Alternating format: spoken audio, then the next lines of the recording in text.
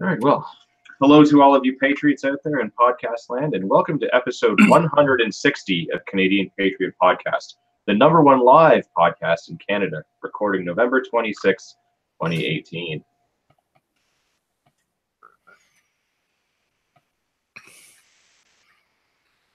Are you going to read your intro, Dave?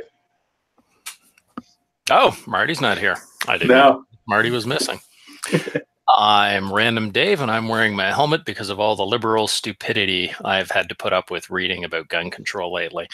I couldn't really figure out why all that stupidity was happening, and then somebody reminded me, oh yeah, it's coming up to the December 6th celebration that the left have. So I'm hoping that my helmet lined with tinfoil will protect me from the stupid.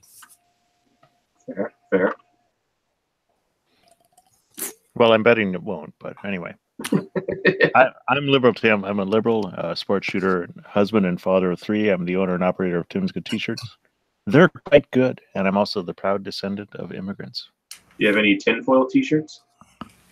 Oh, I could line my plate carrier with tinfoil, though. I can work on that.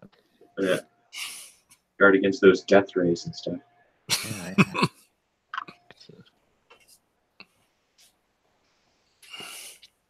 Ian?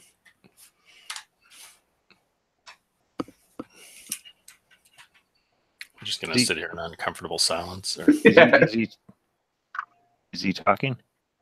I don't hear anything. Talking. I don't see he looks quizzical. I think I see his mouth moving, but there's nothing coming out. He's waving. Oh. He's waving. No.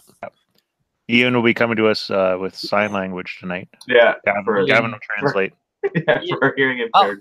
I'll do Ian. Ian is a target shooter, a homesteading prepper, token Westerner, and bad hunter.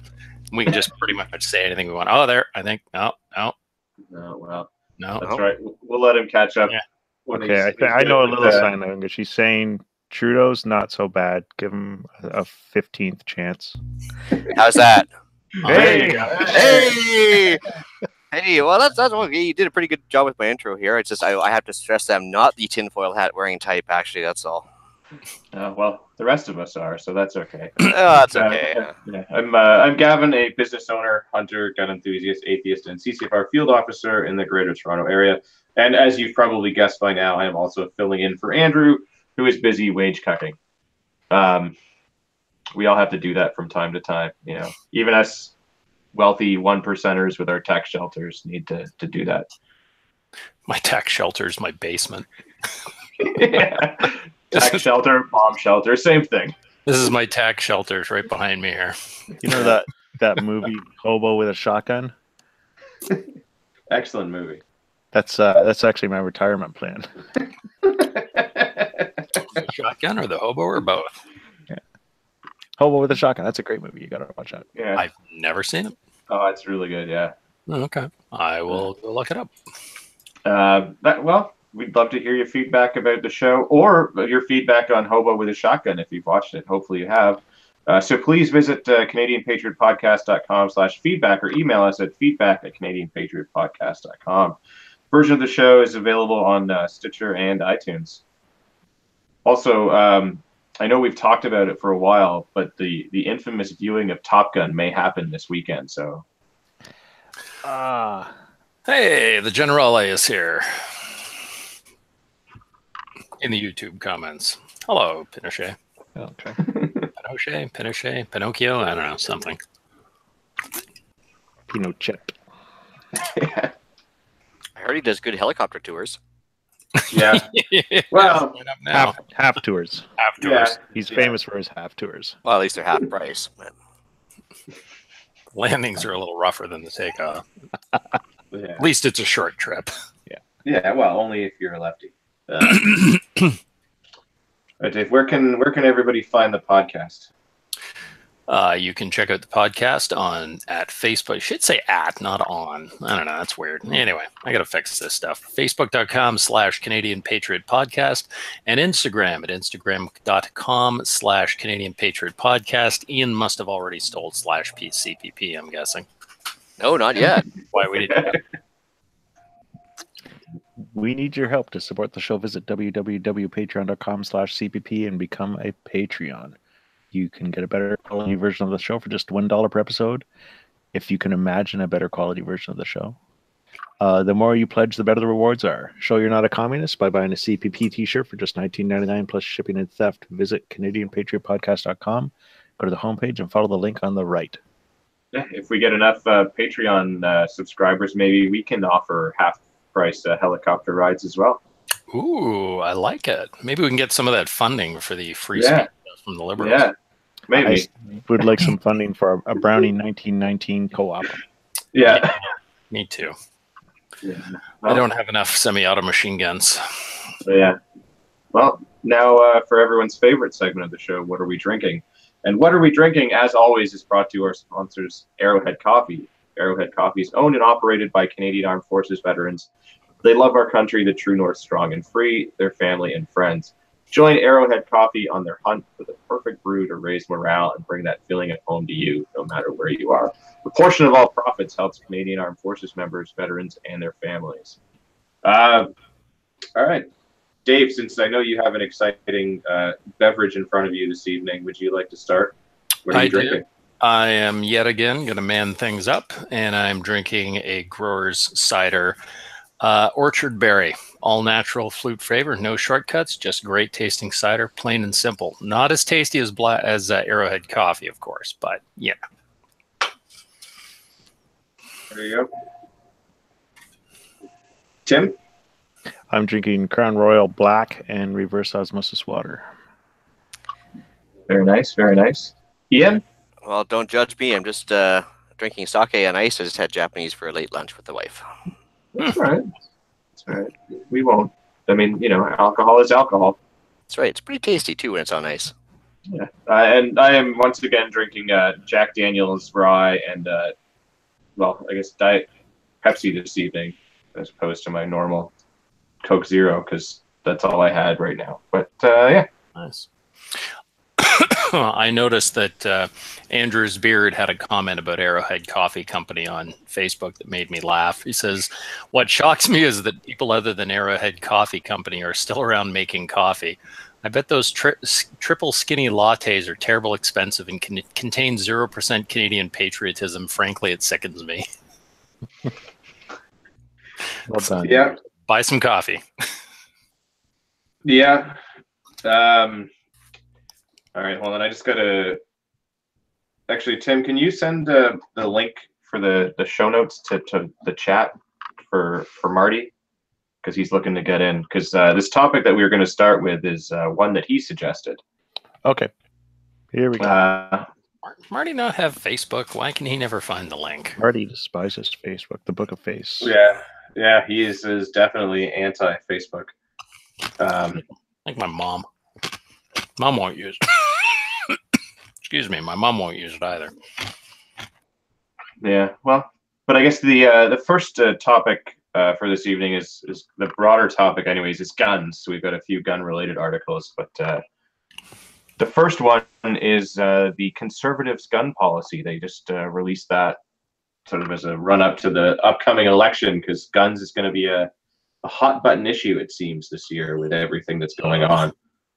I really wish it wasn't. I just want to be left the hell alone to enjoy my hobby in peaceable fashion. Yeah, I know I've said this in private before. I'm not sure if I've said this on the show or not before, but like, I mean, prior to really getting into shooting and competing and really getting into guns, like, you know, I wasn't overly political, but as soon as they start attacking your hobby, you have to be. And it's sad that like that's had to be a thing, right? Like that you have to get political just to go and enjoy a pastime. I sometimes think it would be nice to be into like rock climbing or soccer, and you just don't have to care about that crap, right? Politics is nothing unless your local guys are going to shut down your, you know, soccer pitch or whatever the hell they play soccer on. I don't know. But, yeah, like it really doesn't matter. You don't have to get involved politically. You can just like be oblivious and go out and go yogging, I think it's called, or something, you know, like. Yeah, but there are nuts everywhere. Like I remember there was a story about some mountain bike trail, and like this lady strung barbed wire up across the trail. Charming. Yeah. Yeah. The reason I got into politics is the same thing, Kevin. I got into it because I got into shooting and I didn't know anything about politics. And then I bought an FN FAL, a really cool sort of shorty Lithgow FAL, and I didn't have my restricted at the time.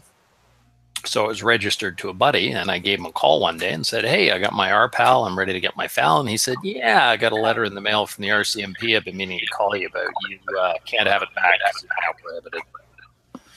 And that's when I got interested in politics. And the more I learn about gun laws, the more less respect I have to run the country, because they're idiots. Okay, we got a really bad echo. Has anyone got an echo? Yeah, I got an echo. I guess we've now officially become part of the liberal media in that we have an echo. Yeah. Our own echo chamber. Maybe we'll get some of that funding now. Marty just muted his mic, so that might have helped there. Well, there you go.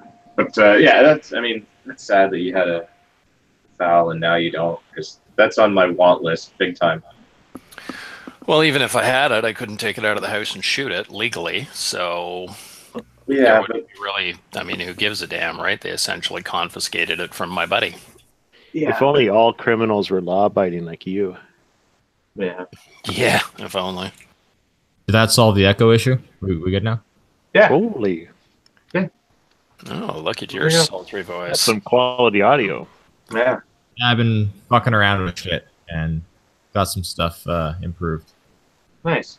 Well, there you go. Yeah. Well, we were just about to hop into our first topic, which is the one that you suggested, comparing the liberal C-71 to the conservatives' proposed gun legislation regulations. Theater versus theater. Yeah. But one theater is better than the other. Yeah, exactly. Yeah. I don't know if you want to kick this one off, Marty, or I mean. As I just got the show notes, and the article that I've kind of put down, unfortunately, doesn't really go through a whole lot on the conservative one, because I just kind of am reading it now for the first time. But I love how prepared we are in this show. Let me quick. All right, you guys talk amongst yourselves. Let me see if I can find, because you had a thing that it broke it down point by yeah, that's the one I was looking for originally.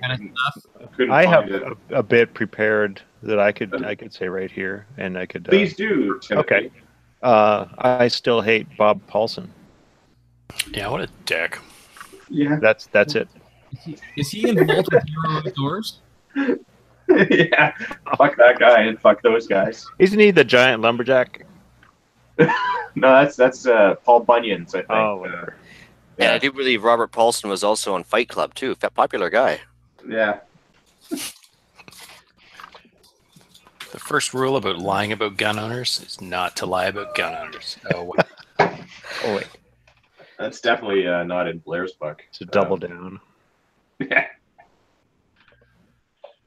So okay, I guess I quickly found a. This is not the full verbiage, but it's like a shortened paraphrase point form of the 7 points of the 7-point plan. So this is the.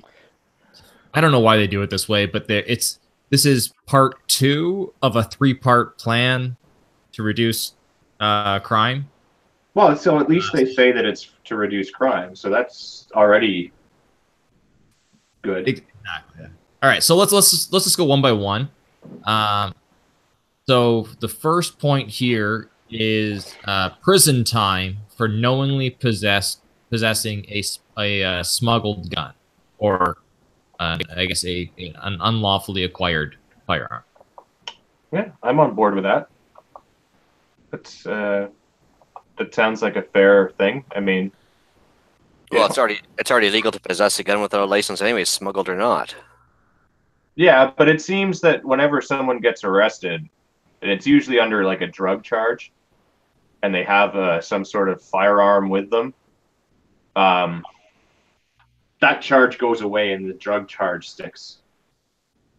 Yeah, which is ridiculous. Yeah, that's a fault with the plea bargaining system. That's not a fault with the Firearms Act. Yeah, no, but hopefully, like if they get in and this is kind of what happens, they actually start enforcing those rules and make sure that people that shouldn't have them, if you get caught with it, actually go and do the time and an appropriate amount of time for it. As opposed to like C71 that's just going to get you in more trouble for not having a piece of paper, or C75 that is going to lessen any time that you do.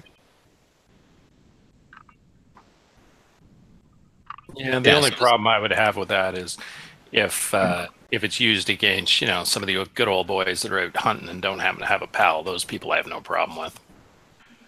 No, I mean, in theory, I don't either, but I mean, the law is the law. I mean, they should go and get their pal. But I mean, peaceful, unlawful possession is definitely different than a gangbanger. Yeah, hopefully the police and judges would use their discretion on that one properly. Yeah, or maybe differentiate it by, you know, if it's just illegal possession all on its own, that's one thing, but illegal possession whilst in commission of another felony of some sort is, you know, like a double whammy. Yeah, absolutely. See, the takeaway I got from this article is basically the fact is that the RCMP was mad about the idea of losing power, of course. And, you know, when the police are making up the law and enforcing it, I mean, you basically have a police state. So, I mean, if his main concern is the fact that they want to take away some decision-making from them when they should just be enforcing law, that's huge. Like, I mean, that's pretty telling right there. Yeah. I mean, his plan to have some sort of firearm ombudsman, I don't think is a bad idea. I'm generally not for creating government positions for the sake of creating government positions, because that's wasteful. But under C71, I mean, it's going to be, you know, they're going to be making the rules and enforcing them, which is totally unacceptable. Yeah, absolutely. I will take the unnecessary governmental position over the police creating and enforcing the laws. Well, yeah, because at least it's some form of check and balance. I mean, it's not just a straight dictate, or should I say diktat.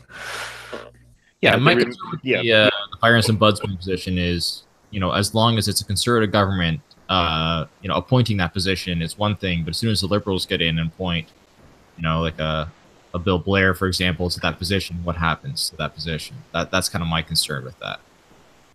So is that going to be different than the firearms committee that we have right now, the advisory committee?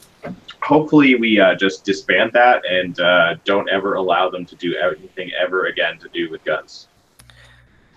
And that's like putting car accident victims in charge of, you know, determining car safety measures. I mean, it's not going to work. Agreed.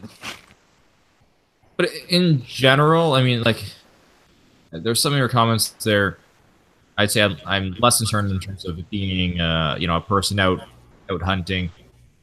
If this is truly attacking, you know, if this is a smuggled or stolen firearm, in that case, I doubt, you know, I've been out deer hunting and I've rarely seen somebody using a firearm that was of stolen or smuggled heritage. Yeah. I do think that this goes after, you know, this does go after the resource in terms of, but in general, like, that's already a crime and that's already subject to jail time. And this is kind of where, this is the issue I would say that I would point out with Scheer's plan here is, and, you know, we kind of alluded to earlier by calling it theater, and it's theater. Most of these 7 things we're going to talk about are already, that's already the law. But it's at least theater against criminals, as opposed to C71, which is theater against law-abiding firearms.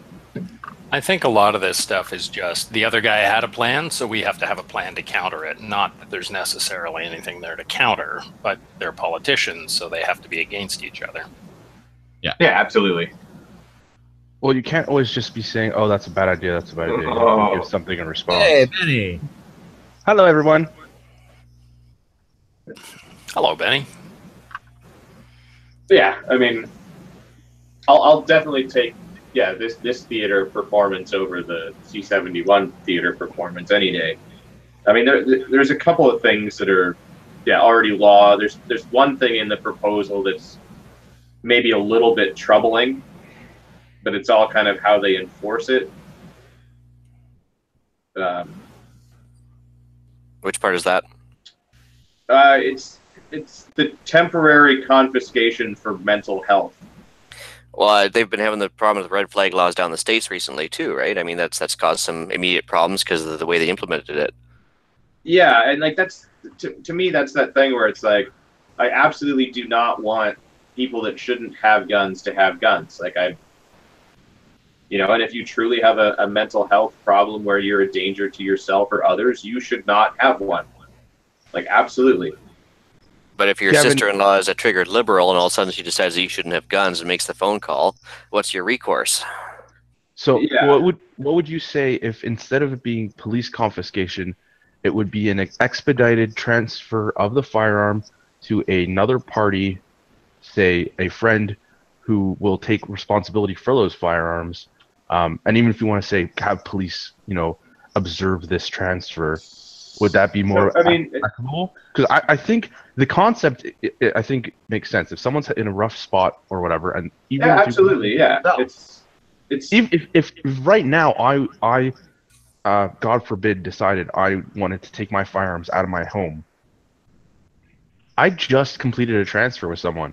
I started that transfer 2 weeks ago. That means I have to sit with those firearms in my home for 2 weeks unless I want to risk giving them into the police. That's unacceptable. A lot of police forces I know, if they seize firearms off somebody, they're not going to destroy them right away. I know people that have had problems and they have just transferred them to a friend. As long as it's not somebody that lives with it, the cops aren't going to have an issue with that. I know that does happen. No. But to me, it's more on how they actually plan to go about this and enforce it, and what's the criteria for somebody that's in mental distress. Right, because that's that whole kind of gray area where it's like, did someone just call in because they don't like guns, so they don't like you? I mean, I know there's already a hotline where you can call in and report this kind of stuff, but like, if they start putting a focus on it, they may need to actually start acting more on it to show that they're doing something, right? Well, same thing if you just seek help for depression. Let's expand on that one when we get to it, because that's kind of order and there is no, that's fair. Yeah. All right, let's keep going through the list. So number 2 is tackling straw purchases. And can I just use this as a quick point to note that how terrible our media is that I can't find the full verbiage of the 7 points in any article? It's because they don't have enough money to report things properly. It's a conservative source. They don't want to hear it. Yeah. So if I remember correctly, because I had to go back to like the video, where, like I watched the actual like video where he announced this, and if I remember correctly, the straw purchases, in terms of the number 2 tackling straw purchases, was that anyone that was found guilty of straw purchasing was banned for life from purchasing firearms. That's fine with me. Yeah. Yep, all good. But is that not something that they would already be banned from life because they would get a criminal charge against them? Well, yeah, it's already illegal, but it would depend what they'd probably give you 10-year prohibition or 5-year prohibition or something. Yeah, this would be lifetime. And they can get a pardon too, so that takes that away. Okay. I mean, it's already illegal, but I'm fine with them beefing up the penalty on it. That's probably better than what C-71 and C-75 do, where they probably reduce the penalty for that or bargain that away. Does, yeah. Sorry, are you guys looking at the Globe and Mail article? I'm looking at a couple of random things here, but okay, fine. Yeah, the Globe and Mail article. Globe and Mail, yeah. Okay, because I was like, I don't see a list anywhere. No, we're doing like the actual announcement he released. Like step 1, this is the thing. Step 2, this is the thing. So I assumed that I'd be able to find a news article that just listed step 1, this, 2, this, but it doesn't exist anywhere according to 5 minutes of Googling. And so I found like an abbreviated 7-point list that just has like a very point form. Is it the meme that you're looking at? Yeah, basically. Yeah. Because if you just Google like step 1, you're gonna come out with like a whole New Kids on the Block song from way back in the day. Nobody wants that. I only remember the Will Yankovic version of that song. It's probably for the best. He's got a big tour coming up, so everyone should get tickets. Absolutely. Yeah, I guess step 2, no problem with making it worse for people that don't purchase. There's no complaints about making straw purchasers, banned or harsher penalties on them. Well, that's really a made-up problem, anyways. It's like you're trying to complain about something that really isn't happening. I mean, we had one case recently, and that's all of a sudden now it's a huge problem. And really, I mean, if they're going to increase the penalties, it's barely ever going to happen. So I mean, sure, max out the penalties. Yeah, exactly. Funny thing about that most recent one too. She was she had a carry permit, so she went through even more scrutiny than the rest of us did by the RCMP, and they missed that one. So whatever. Well, more gun laws will clearly fix that then. I disagree. I know what you're saying. Like you're just joking. Well, you're making a point, but like are you being tongue in cheek? Like women, from what I can gather, women do not get near the scrutiny as men when applying for a PAL or an RPAL. Oh yeah, no, absolutely not. Well, it's interesting because my wife, when she got her RPALs, hers was approved in a matter of days, but she had a D&D clearance way back in the day. My wife's friend, however, who's currently going through a divorce, it took her over a year to get her PAL. So you never know. I mean, I guess it's a case by case, but sometimes they do go through a little bit of scrutiny. I was never consulted or asked by the RCMP if I was fine if my wife was getting her restricted PAL. Okay, can you elaborate on that? Did you say that she had a concealed carry permit? Yeah, who said that? No, I said she had a D&D clearance. No. Previously, the straw purchaser. Not concealed carry. She was a security guard, so she carried. I think she was Brinks or something. Okay. So, yeah, she had an ATC. Yeah. That's still, you have to go through a process to get that. So she is slightly more vetted than your average PAL holder. I would say less vetted than the average PAL holder. I think that when they see a Brinks person applying, they're going to go, oh, they need this for their job. That's why they're applying. As opposed to an average PAL holder where they're going, why do you want this? Yeah, it's pretty much a guaranteed approval unless they see some, red flag reason otherwise, basically, for lack of a better term. Because I had the same job offer when I was living in Southern Ontario as well, to work for Brinks for minimum wage, it turns out. And, they just said it was going to be a non-issue to get it. So, yeah. Well, there you go.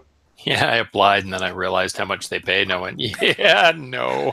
No, my time off is worth way too much money for that. Exactly. I could go be a cop and, have backup and be paid a hell of a lot more money and throw my carry gun and guard stuff. Yeah. All right. Item number 3 is create a CBSA firearms smuggling task force. Do they not have that already?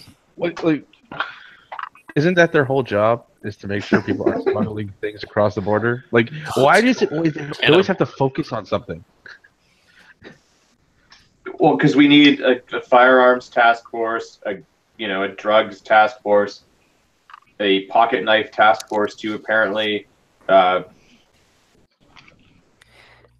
mean, they're only inspecting 3% of cargo containers as it is. I mean, we should just pay more attention to actually, taking a look at stuff across the border currently, rather than just creating a new task force. Yeah. So again, this is, like I said, it's theater. But at the same time, we do have that money allocated for, the guns and gangs and smuggling and stuff like that.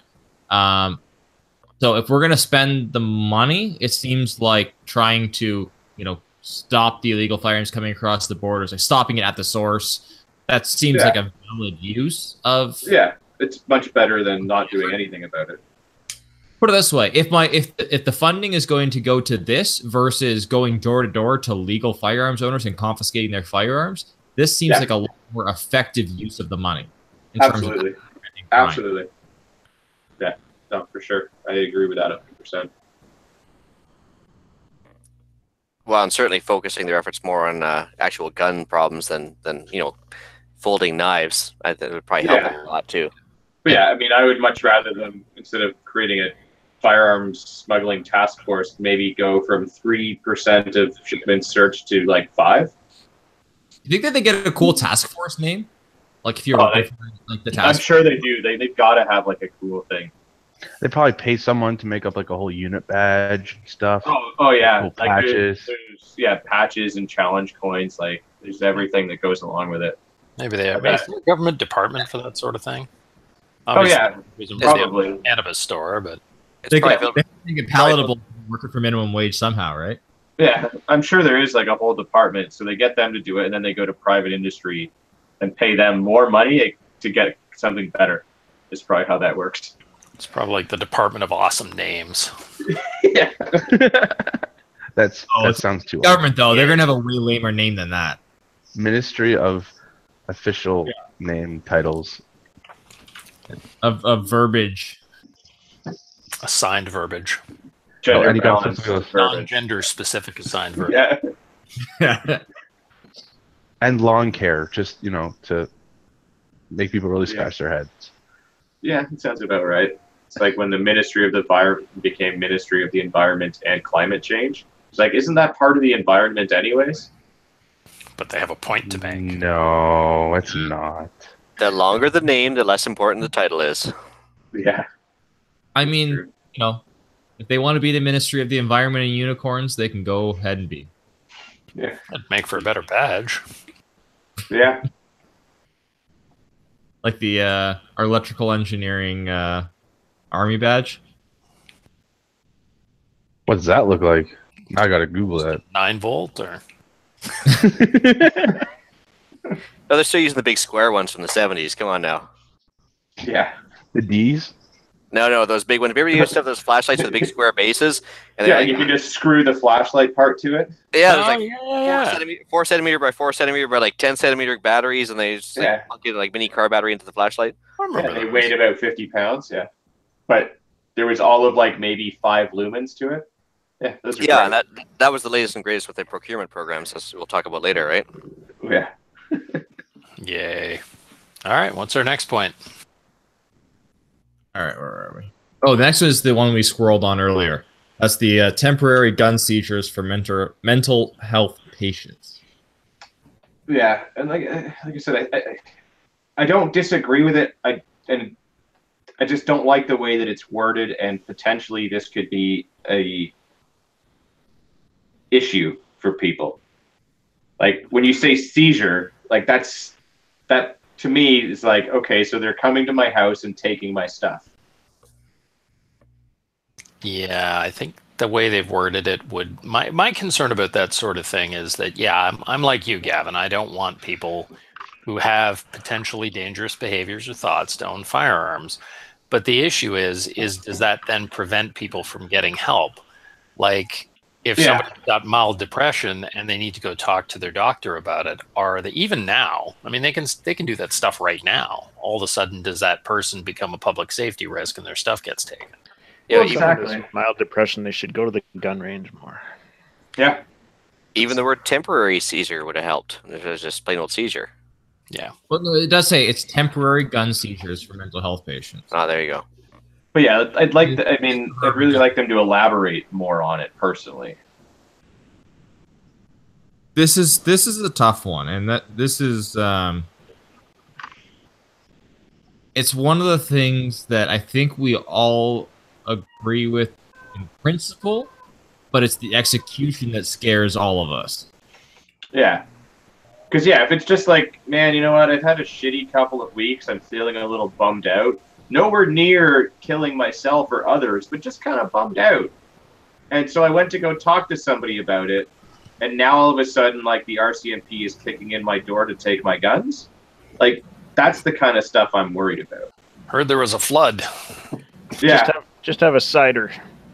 Yeah, like, it's one of those things like, we someone that is, having suicidal or sociopathic and thoughts or tendencies like that, it's like, maybe, like, we all agree, like, that person, absolutely, until they can get themselves sorted out, could not have firearms.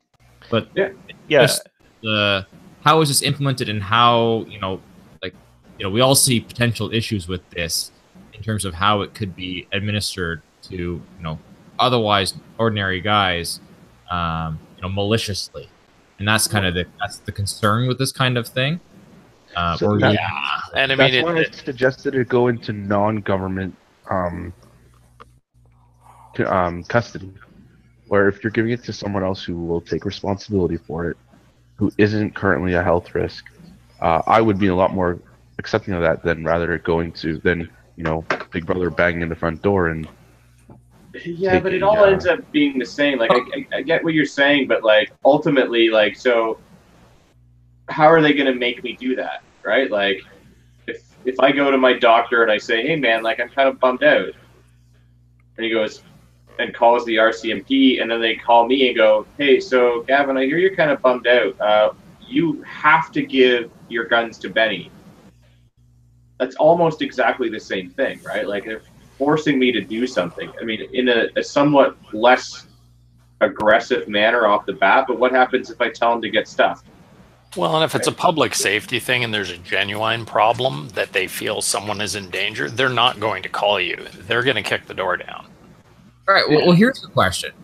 And that's understandable. If it is anything less than they are taking that person into protective custody, whether it being hospitalization or prison and stuff like that, should they be taking the firearms? Because anything less than that, they still have access to a vehicle.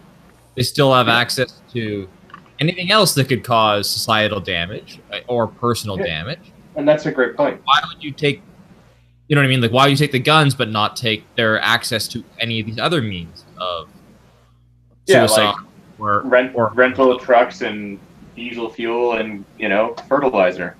So to me, okay, if a person is institutionalized in some way or taken into custody in some way, yes, then in that case, yeah, you get 100%. You're going to temporarily seize their firearms until they can achieve a stable mental health. But up until that point, as long as if you're leaving them access to all the other means of damage, the firearm is no different. You know what, though? Societally, it doesn't work that way because it's assumed, and not incorrectly, that you can cause an awful lot of damage with a firearm. Simcoe Health posted a billboard at the end of my street a couple of years ago, and it was signs of domestic abuse, blah, blah, blah. And one of their top points was presence of a weapon. That's what's going to get you killed. Like, they didn't really talk about a lot of the other signs. That was like their big thing. So, having a weapon in the house is a sign of a domestic. That's fucking ridiculous, and that's on par with that idiot doctor that was at the town hall. So does that mean my wife's beating me, or I'm beating my wife because we both have access to them? Whatever you're into, man. Or it could be the kids. The kids could be beating both of you. That's right. I mean, junior pals and all, right? Or maybe it's the dog. The dog. It wasn't a sign of. It was a danger thing, right? If you have a weapon, things are much more likely to go south. But I'm thinking, yeah, I got a lot of knives in the kitchen. Like a chair? Yeah. I got a lot of chairs in my house, and they're. Well, dude, I think we talked about this pre-show there too. But I mean, down in Pennsylvania, I think it was, the guy had the red flag thing going on, and the police show up, and he said no, and sure enough, it was the implementation that was the problem, right? That didn't work out so good for him. No, I mean, it didn't work out well for him, but it didn't work out well for a job safety aspect of the police either. I mean, if they decide they're going to kick down the door, they're asking for problems either way. I mean, I don't think they're wrong for doing it the way they did or anything else, but the fact is that there's going to be some issues unless there's, like Benny said, a basic alternative. But even the alternatives are weak, potentially just as dangerous or full of pitfalls as the.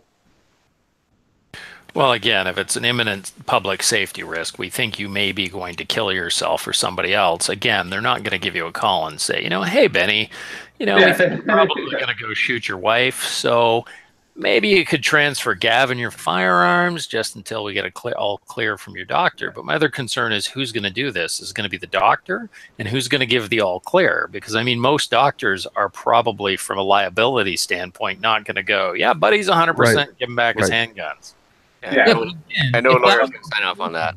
I'm pretty sure that Benny's wife would kill him if he transferred all of his guns to me for no money. So probably, and rightfully so. Let's take Dave's hypothetical situation. But let's say that hypothetical situation, and then they come and confiscate the firearms, and then they leave and say, all right, you're all good now. Then you go kill someone with something else? Yeah. Right, that doesn't make any sense. Like, if they believe that there is a, societal danger in you to the point where they would need to confiscate your firearms, like, you should be going into protective custody of some sort because you're a threat to society, whether you have firearms or not. Yeah, absolutely. Yeah, agreed. I mean, even if they took away the firearms, you still got, random stuff like this. I mean, you never know, right? Yeah. Yep. Hey, mailman, not judge a mailman in the YouTube chat. Not judging what you're into. If you're into white jackets and getting strapped up, good for you, man. That's awesome. You be you. Keep being beautiful. Yeah, as long as it's consensual. All right, I guess, I think we've adequately explained how this one is kind of a potential pitfall. So, number 5? It's good in spirit, potential pitfall. Yeah. Number 5, lifetime firearms ban for violent and gang criminals.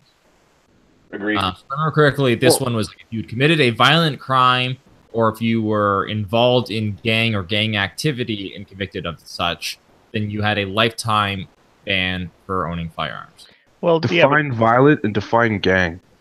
And define lifetime, because it seems to be, I've got 5 prohibition orders against me. I'll take a 6th.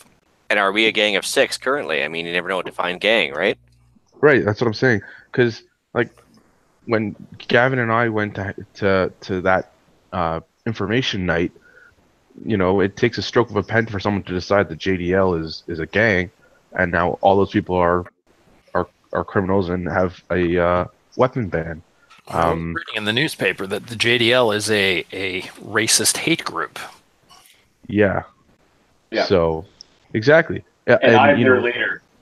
If we get if I'm walking down the street, I get attacked and I start fighting with someone, we both get charged with assault. That's a violent crime. Am I now going to get a firearm ban because I was defending myself? Yeah. If you are charged with assault, yes, that would be considered a violent crime. And yes, you would be looking at a lifetime ban. Yeah, I guess, they probably need to maybe clarify some of that a little bit. Because, like, 2 drunks at a bar consensually punching each other up, while stupid and pointless. And this was a thought. Is 2 drunks punching each other in a bar going to get charged with assault each? Potentially. Could. Depends on how far it goes. If the cops get called. But I was thinking this before, in a society where if you decide because you're in pain, you can be helped, you have assisted suicide. Why can't we just decide to punish ourselves or hurt ourselves? Like, what's with this whole consent thing? If Gavin and I decide to get drunk and punch each other out, there's no reason for us to be charged with assault. We both consented. You wouldn't be though. You need the other person to charge you with assault. Oh, okay. Yeah, unless it's a domestic. I think that's the exception to that. Yeah.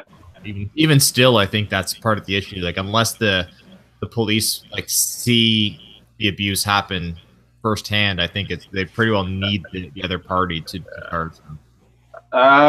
I think with that one, it's a little bit different. I'm not an expert on this because I've never had that happen to me. But yeah, and nor do I plan on it ever having happened to me. But I do have a friend of mine that obviously didn't beat his girlfriend, but she was hammered and wanted to drive. He wrestled the keys away from her and chucked them onto the roof so that she couldn't drive. She called the cops on him and said that he hit her. Cops show up, and they had to detain him and take him to the station. Yep. Yeah. So you're not charged, but...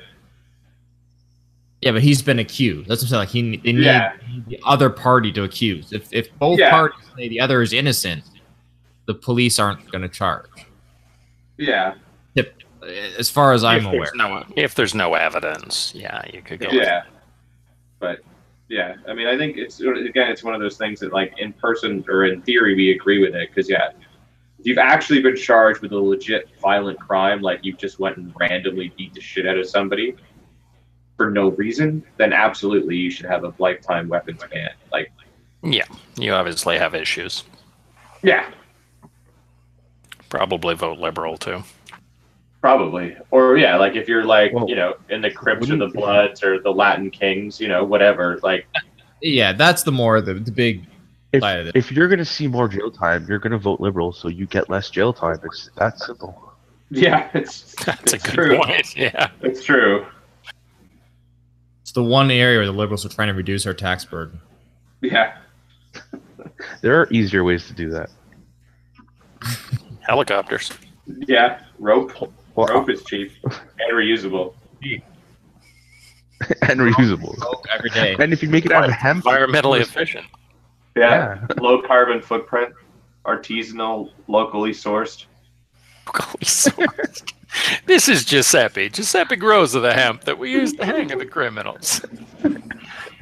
Yeah, man. It's super lefty friendly, man.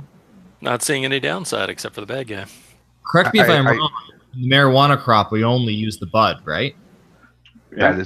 I think you're right. We have all of the plant. To make rope. Used to make rope with, right? Yeah. Yep. I see a win-win here, guys. Yeah. I'm with you. I wish to subscribe to your newsletter. As long as it's poorly mimeographed. Yeah. All right. We all agree on that. What's our next point? Only got 2 left. So the next one is new penalties for selling guns to prohibited users. So I think this falls in line to the straw purchasers. If you're a straw purchaser, you will be treated harshly but fairly.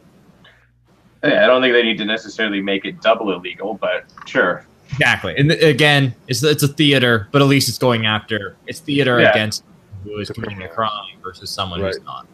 Yeah.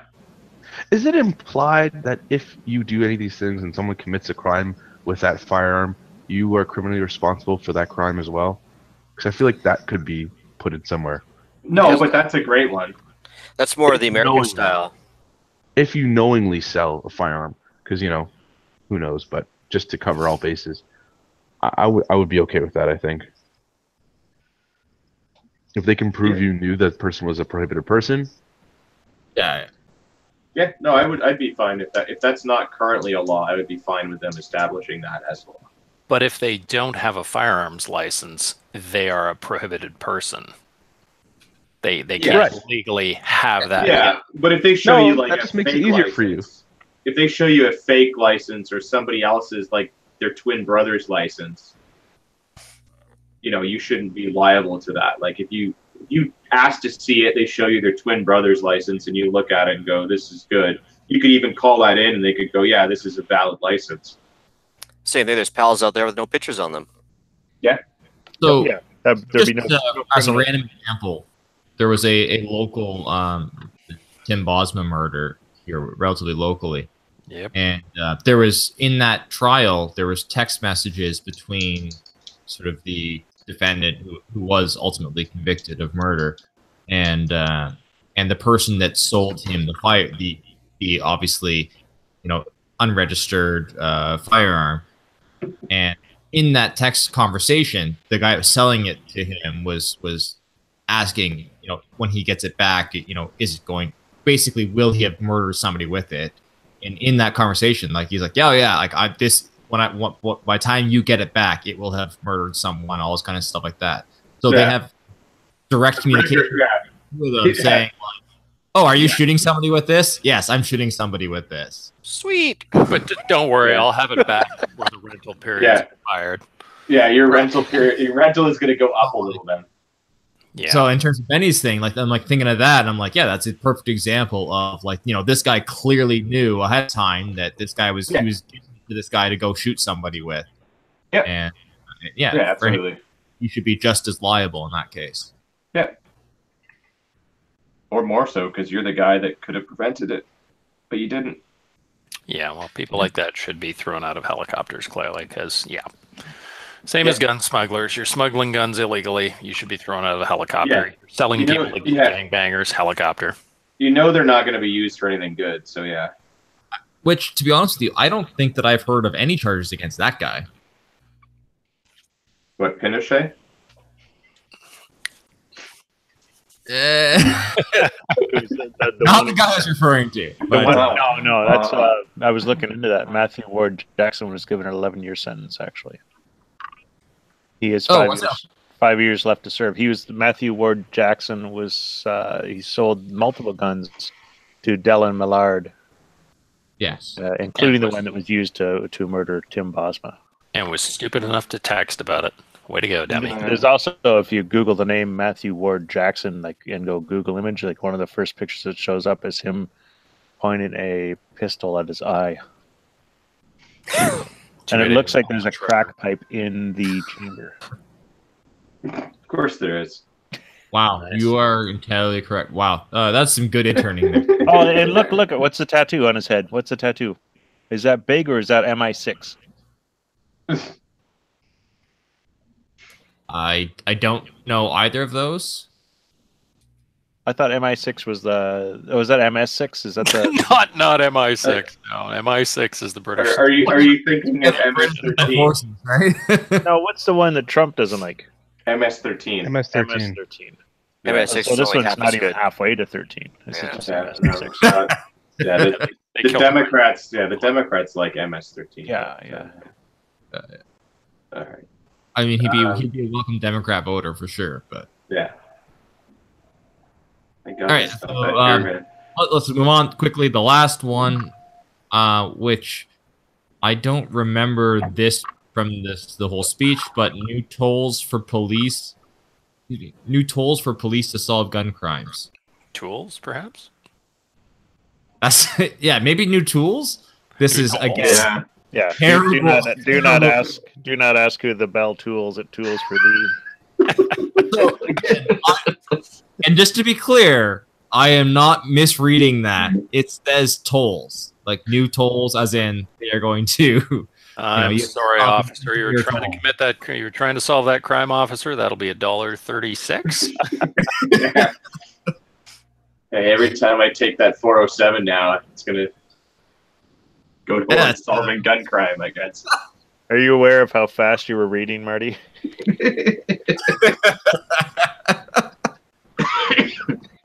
Yeah, I mean, I guess this is also one of those things that could potentially be a pitfall.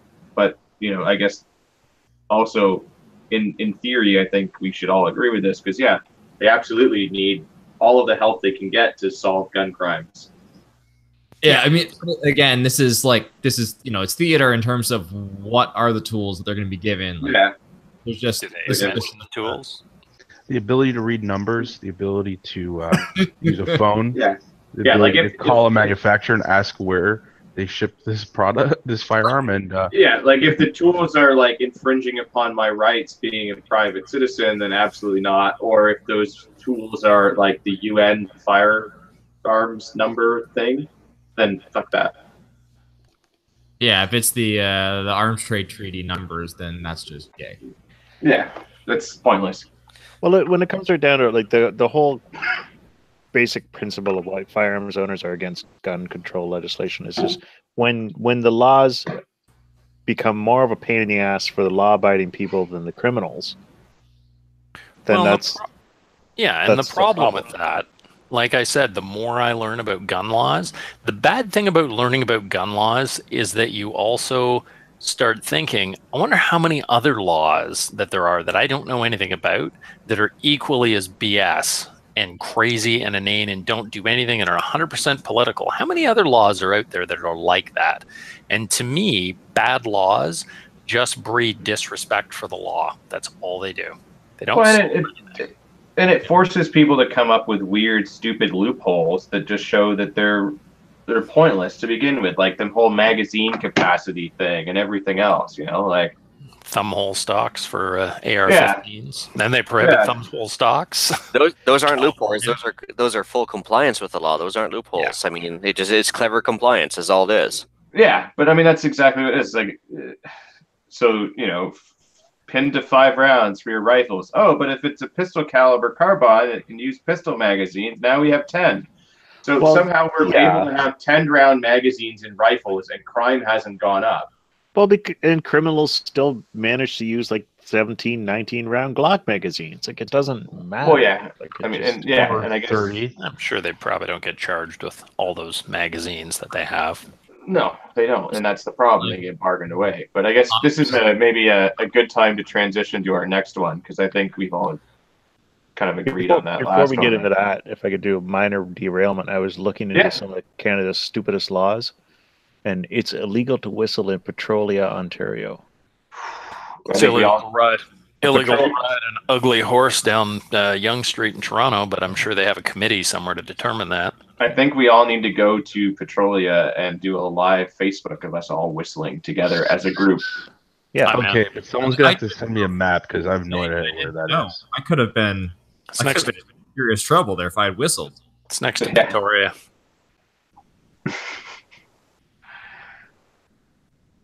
Yeah, there are some really, really stupid laws. And the problem with stupid laws is that somebody needs to go through and just remove all the stupid laws rather than constantly building on top of them. We did that a little while ago, and that's why we can now practice fraudulent witchcraft and go water skiing at night and duel and all of that stuff.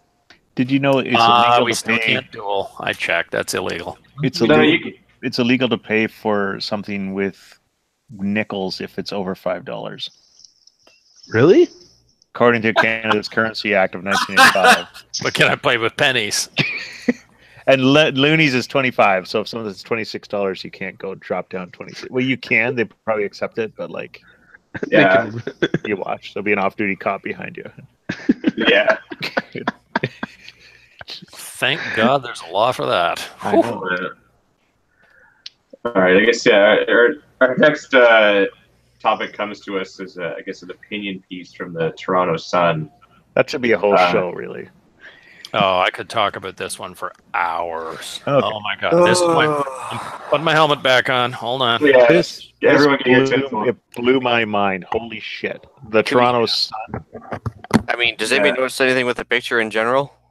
Well, so I guess Liz Braun here is the one that posted this or wrote this article titled "Gun Situation Worsens in Canada." And if you look at the photo with this, they've got an AR-15 with a carry handle, and then a pec rail on top of it with no optic. That makes me think it's not in 223. It looks like they've got two polymer 80 Glocks, because those don't look like real Glocks to me. Yeah, They have a pick rail on the bottom. One of them doesn't have a slide on it. But it's still firearm because it's a frame. Yeah, there's 100 rounds of 223, 40-round PMag, and then some sort of extended PMag, and then another extended Glock mag, which I'm not entirely sure if that's just wear and tear about the bottom of it, or if that's just like some guy glued two Glock mags together. It looks like clear packing tape holding two of them together. Yeah. No, it's actually a KCI mag. I took it out by the grip on the bottom. I have a couple myself, but the AR is actually a polymer as well. I don't know if you noticed that.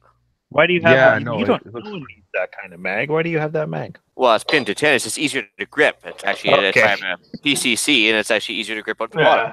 I've thought about getting a few of those for my PCC, but mine's legally riveted to 10 because the government trusts the rivet more than it trusts me. However, I kind of think when I look at this, given that there's a slide missing from the one and that weird setup on the AR-15, I think this was maybe just a hobbyist. Like, why would criminals have a Glock that's missing? Like, I don't know. I'd have to read the. You have to actually read up on that bust. It's weird. This would probably be the first person that's ever actually finished an 80% lower, even a polymer one, and 3 of them. Like. Yeah, we had a guy's machining. He did not know what he was doing because I mean he still has an A2 grip on it, and that barrel-mounted flashlight mount or laser mount. Yeah, it's gonna knock the harmonics off. Yeah, he's still trying. He's still researching the flashlight, which NC Star flashlight he's going to stick in there. Yeah. Actually, I just looked up the article, and it says that Durham Regional Police responded to Monarch Avenue around 5:30 after receiving information about an armed party operating a blue Hyundai. I don't know how that worked. You know what else is on Monarch Avenue? They did steal. They did seize a bunch of stuff. Yeah, So but, I guess the rest of the suspect, and according it's the boxes. It is all P80 polymer. Yeah, but according to Liz Braun, here's what we've learned about guns, gun ownership, gun control, guns and criminals, and so forth. Now this is a warning. This is a warning. If you ever wanted to hate a bitch, here's your moment. One, nobody knows what the hell is going on. Yeah, nobody knows what the hell is going on. Two, people are in love with their guns. That's a true fact. I'm not gonna lie. Three, it's a total shit show. S show. Come on, let's be professional here. And she poses the question: how to get guns away from criminals? Nobody seems to know. She's learned 3 points and a question. Yeah, nobody seems to know. Here is an important statement, though. Oh no, this isn't the author saying this. I think it's a quote. Yeah, this is a quote from Emma Brox in The Guardian. Well, I think she's put it all together, basically paraphrasing probably an article that was written by somebody else. But her important statement is, I suppose what really baffles me is that I can't think of a single reason why a civilian needs to own a military-grade weapon, apart from being a monstrous arsehole. Oh, and used arsehole, so you can legally publish that in Canada without offending anyone. Good stuff. Yeah. Now, I went through Ontario Public School, and I remember specifically a grade 6 English class being taught that I should write about what I know. And if this person had been taught that, she would never put pen to paper when it comes to guns. Dave, are you a monstrous arsehole? I think everyone on this panel. Right there. And it's a British Enfield, so... Define assault weapon, I guess. But the first 5 that Gavin mentioned were from The Guardian, but let's look at Liz Braun's 5 that she she has stuff at the bottom. I didn't see. Yeah. All right, so her five are handgun ownership is increasing across the country. That's number 1. Perfect. Good. Her 5 important issues that she's handgun ownership is increasing. 2. So let's just hold on just one moment on that one, because that's a huge talking point right now for the antis. I've heard Wendy, I've heard John. I think John Tory said something, and a few other people have said, there's all these. There were X number of handguns. Now there's X number, and look how scary this is. That means people aren't buying the shit. They're not drinking the Kool-Aid. Exactly, and they're obeying the laws that are set out. And that somehow is a problem that requires more laws. Yeah, they're penetrating the bureaucracy. Yeah. They're going through the loopholes. They're going through the hoops. That's it. Yeah. We're following the rules as if. That's a new big anti-gun talking point. So we're going to have to watch out for that one. Yeah. Number 2. Anti-gun talking points. The gun registry isn't really working. The cops point a finger at the RCMP, who oversee the Canadian Firearms Program. Don't ask me; those guys can duke it out. But any sane person would point out a wee problem, which is that a firearms license permits the holder to buy as many guns as he or she wants. Meanwhile, the licensed owners selling weapons to criminals is on the rise. So in other words, the gun registry isn't really working the way they want because it's people aren't being discouraged from buying them, which is what they want. That's the only reason that the gun registry would even be there, is to prevent people from actually getting into it. Wait. I just saw how we could save so much money. Just kill the registry because it clearly isn't working. Yeah. And her second part of the paragraph is complete bogus. They're not selling it to criminals. No, that's not on the rise. There's a certain small segment of the population that's shitty, that will always be shitty. But it's not on the rise. It's been pretty much the same. If anything, I think statistics have shown that it's actually decreasing slightly. Well, and that's another thing, right? She can say whatever she wants, and the cops can say whatever they want, but show me the statistics. Don't just make a statement. Show me that this is X and this is Y. But here's the problem, Dave. If you look at how the government's being run right now, You don't have to show anyone anything. You just have to say it. Yes, I'm cutting taxes for middle-income people. My field. I'm saving, the environment. I'm the tooth fairy, and I poop unicorns. Do you? That's amazing. I'll be right over. No. I'm quoting Justin Trudeau. Okay, like none of the things they ever claim. Well, if anyone was going to poop something the size of a unicorn, and not feel a thing. That is a huge problem, and that's from both sides of the spectrum. If you're going to say something, back it up. I mean, people should look at this and go, well, that's bullshit. Show me some statistics on that. You're not allowed to just say stuff. Show me the but as soon as you show statistics, you get called a racist. So that doesn't look good. So speaking of an accusation with no statistics, let's look at item number 3 here. Yeah. The licensed gun owners are not all good guys. Keep it in mind. Every time gun controls come up in the news, some licensed owner whines about good guys being mixed up with bad guys. Do you really want to argue your God-given right to have fun at the range when kids are getting shot on the playground? Well, I mean, ooh, nice. A bunch of points there.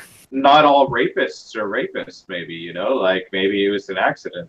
Like criminals are going to be criminals, right? Do you want to argue your right to have a dick when people are getting raped? Yeah.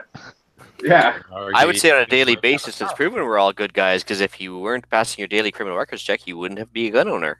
Quite simple as that. Does this person think that she really should be able to continue to write articles when some people write hate speech in articles? Yes. Good point, Tim. Yeah, it's impossible to say that 100% of licensed legal gun owners are good people. But statistically, again, better than this bitch. The vast majority of them are.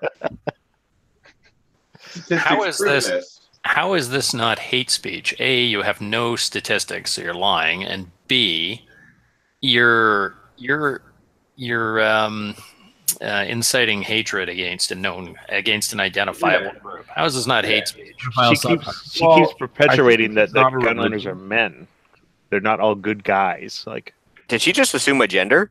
Yeah. And I mean, she also implies some sort of religious connotation because it's our God-given right. I mean, no, it's my right because I self-actualize that it's my right. Liz Braun, she could be a Nazi for Christ's sake. She could be. Well, time to get our banjos. Go beat our after friends and head out to the range. Get some moonshine. And number 4 here. Did someone say rifles?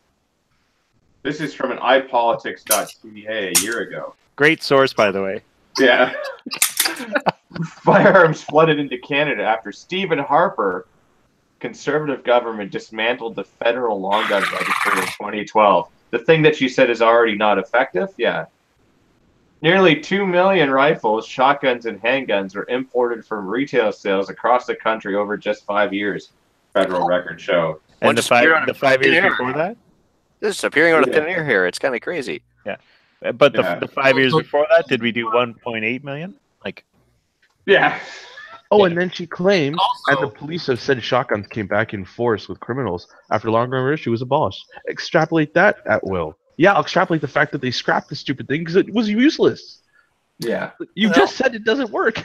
I know I sold all my shotguns to our local gangbangers as soon as that registry was gone. Oh, wait, if I was selling them to gangbangers, why would I have registered them? You're the asshole.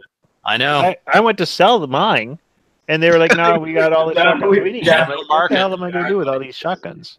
Yeah, I've already got 10 870s. What do I need another one for? Oh, the straw itches me so terribly. And here's more religious connotations with her referencing the devil.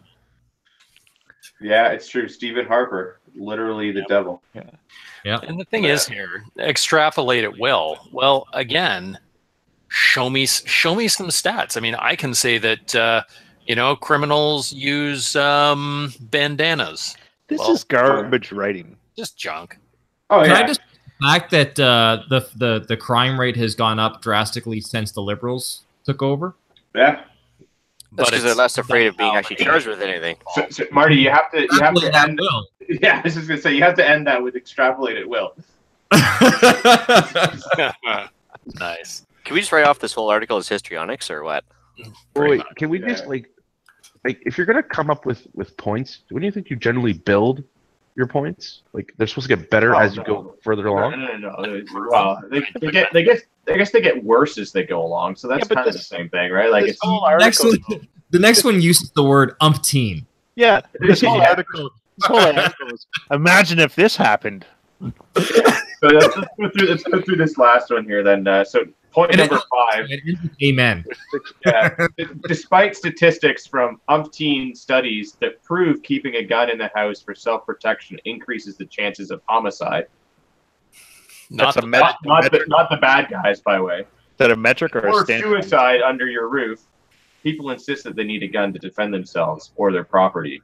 No one in Canada is doing that. No, it's not statistically proven that having a gun in the house makes you more likely to kill yourself. You may be more likely to use that as the method, but suicide by gun is number 3 on the list. You know, it'd be interesting popular methods. If you could get the honest statistics, would be suicide attempts. Yeah, but I mean, even if you look at successful, and I hate using that word, but everyone knows what I mean. Like, gun is 3rd on the list. Yeah, but we know that like a licensed firearms owner is 42% likely to commit murder as a non-licensed firearms owner. Yeah. Right. Or a non-licensed individual. Yeah. So like, I bet you the same thing would probably follow into like suicide attempts. But I bet you that when you attempt suicide with a gun, it's more successful than other. Yeah. It's not necessarily. It's on par on par with hanging. Yeah, it's success rates, and again, I hate using that word, but I don't have a better one for it. Is on par with hanging. It's more successful than pills, but is still 3rd on the list in terms of the frequency of that method being used.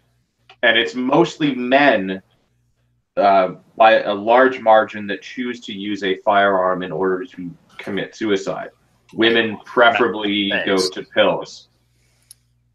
Well, even that's not absolute either. I mean, no, not that I want to black pill things either here, guys. But I mean, my brother successfully suicided, and he has the gun in the house. I mean, we all had guns in the house, but he used a car. Yeah, and that's the thing. None of these are absolutes. It's just that statistically, it's more likely this way or the other. But again, like the fact that he had a gun in the house and he didn't use it didn't mean that he's more likely to. No, exactly. Obviously, in that case. And that is bullshit to say that you are more likely to commit suicide because you have a gun. That's horseshit. No, he was going to do it anyway, right? You are more likely to kill yourself with a gun, but it would be the same as if you own a pool. You have a higher chance of drowning in your pool. If you drive a car to work, you have a higher chance of dying in a car crash.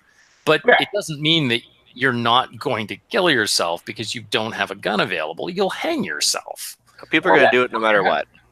Yeah. Yeah. And the thing that pisses me off about this stuff is that's the other part of this argument. If they if they just prohibit guns, absolutely, then the gun suicide rate, say, goes down a little bit. Then they go, oh, look, we reduced the gun suicide rate. But meanwhile, proportionally, the other ones have gone up. Exactly. But that never nobody cares. And that's the exact same tactic. Yeah. Hate that. But I guess she poses another question here. Oh, good. So how do you keep guns in the house and also obey the laws about storage? You know, unloaded, rendered inoperable by a locking device or whatever, behind a secure locked door, not near ammunition, etc. How does all that work?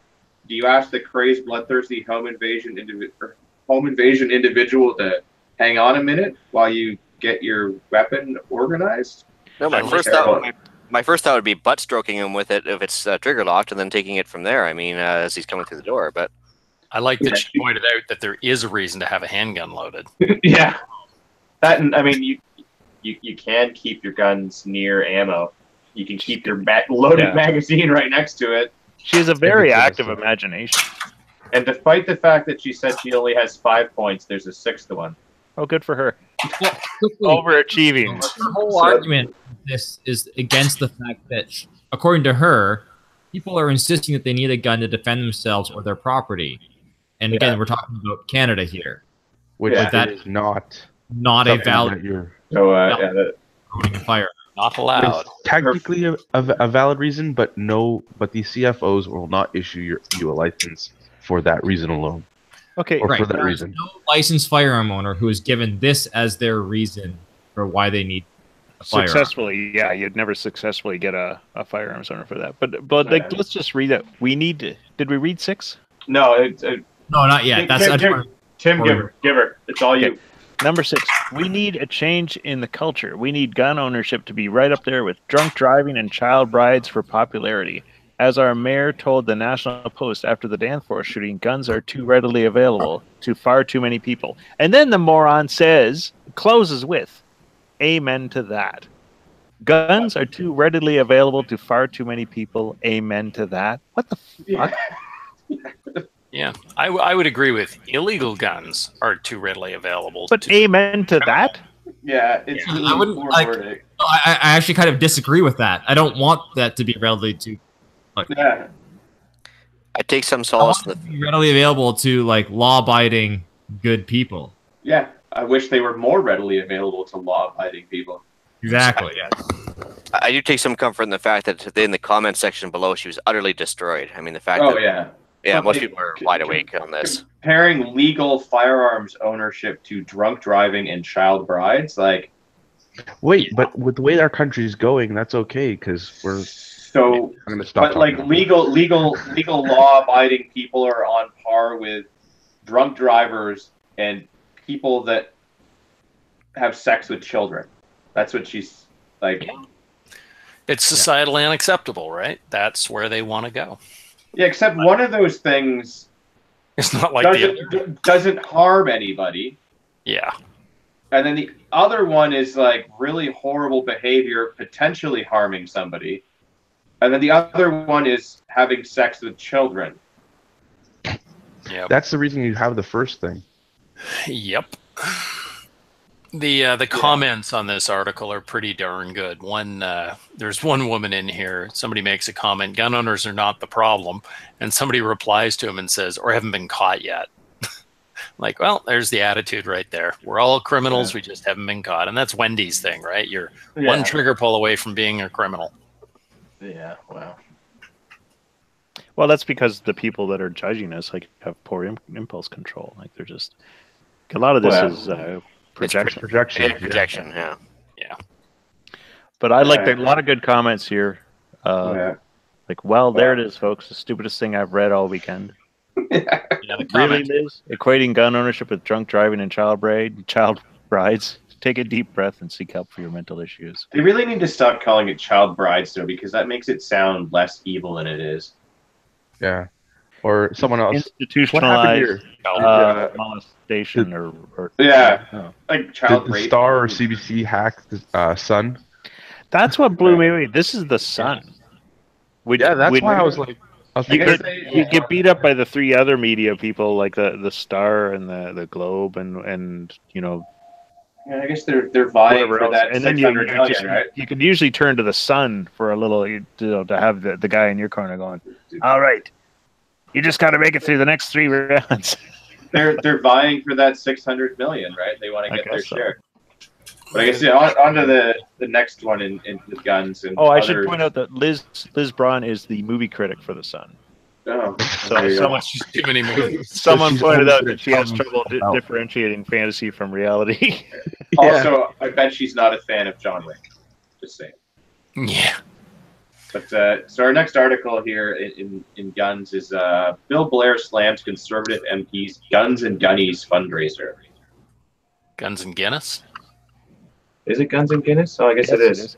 Guns. I was doing that Marty thing where I was reading too fast. Yeah, you're cut off. Yeah. But Blair apparently has a big problem with MPs hosting fundraisers when they're conservative. He has no problem, however, with the pay for access stuff that the Liberals do.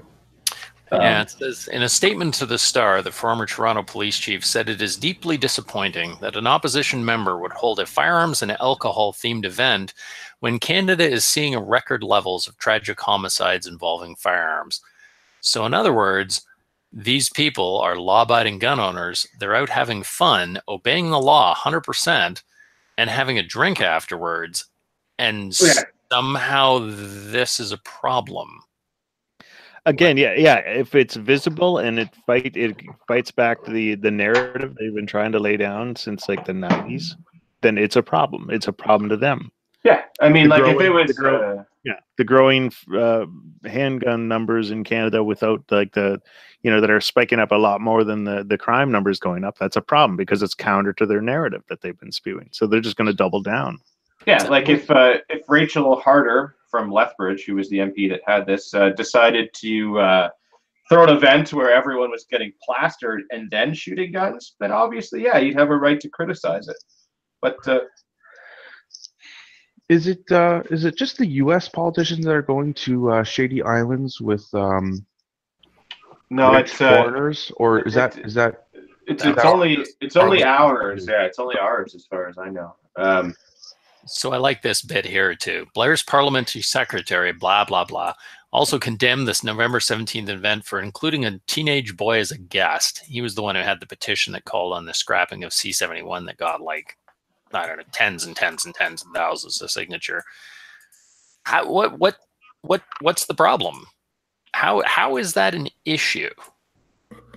Like you're involving children with guns? It's right under because in their mind, guns are up there. Well, actually, no, it's not. Probably porn is more acceptable than firearms in their eyes. Oh yeah, clearly because they believe. Actually, you know what? It's not even on the same page because fisting is apparently appropriate for children, which I think is ridiculous. Well, only child brides. Only child brides. Yeah, we just finished an article where they were equating it with similar to child brides. So yeah. Well, hey, what they were teaching in the Ontario sex ed curriculum, but firearms, but responsible use of a firearm that's unheard of. That's crazy. Yeah. Let's get this teenager away from the organized shooting event and let's get him educated in analingus. Yeah. Or get them high. It's crazy. They're more interested in in him getting high and step right up, roll the dice, generate tax money, and let's see if you can get some early onset schizophrenia.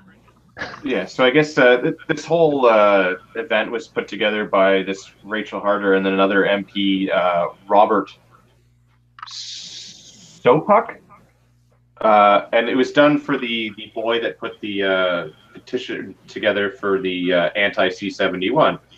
So they held the thing, and it was $50 for just Guinness, $75 for guns and Guinness, or $60 to shoot if you brought your own guns and ammo. And it was trap shooting. So great fun. And then a barbecue with beer was held after in a different location. So it's not even at the gun club where the guns are. It's in a totally separate location. And the fact they're going after trap shooting, I kind of like that they went after trap shooters because maybe some trap shooters will read this and go, hey, that's not cool. And that's a pretty elite, that's pretty highfalutin sort of sport, generally speaking. It's not. Those trap guns are like 30 grand if you get like a crazy Italian one.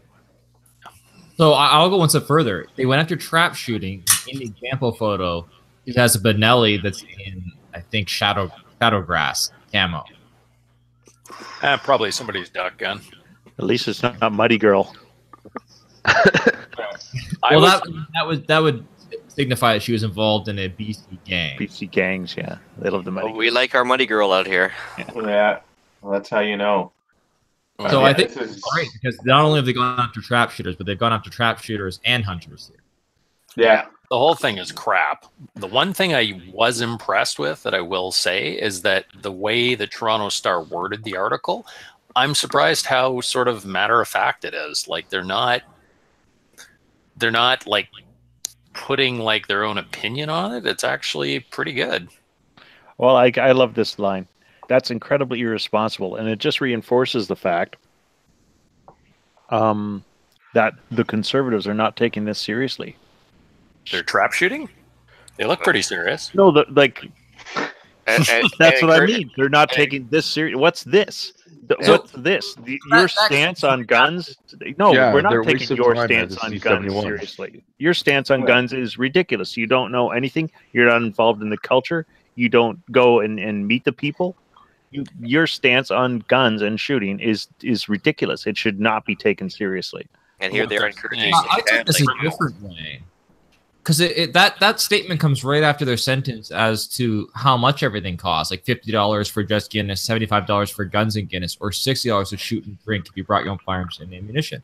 So to me, I look at that as going, okay, $50 worth of Guinness, $75 for guns. Like, you're expecting me to only shoot $15 worth of ammo and clays?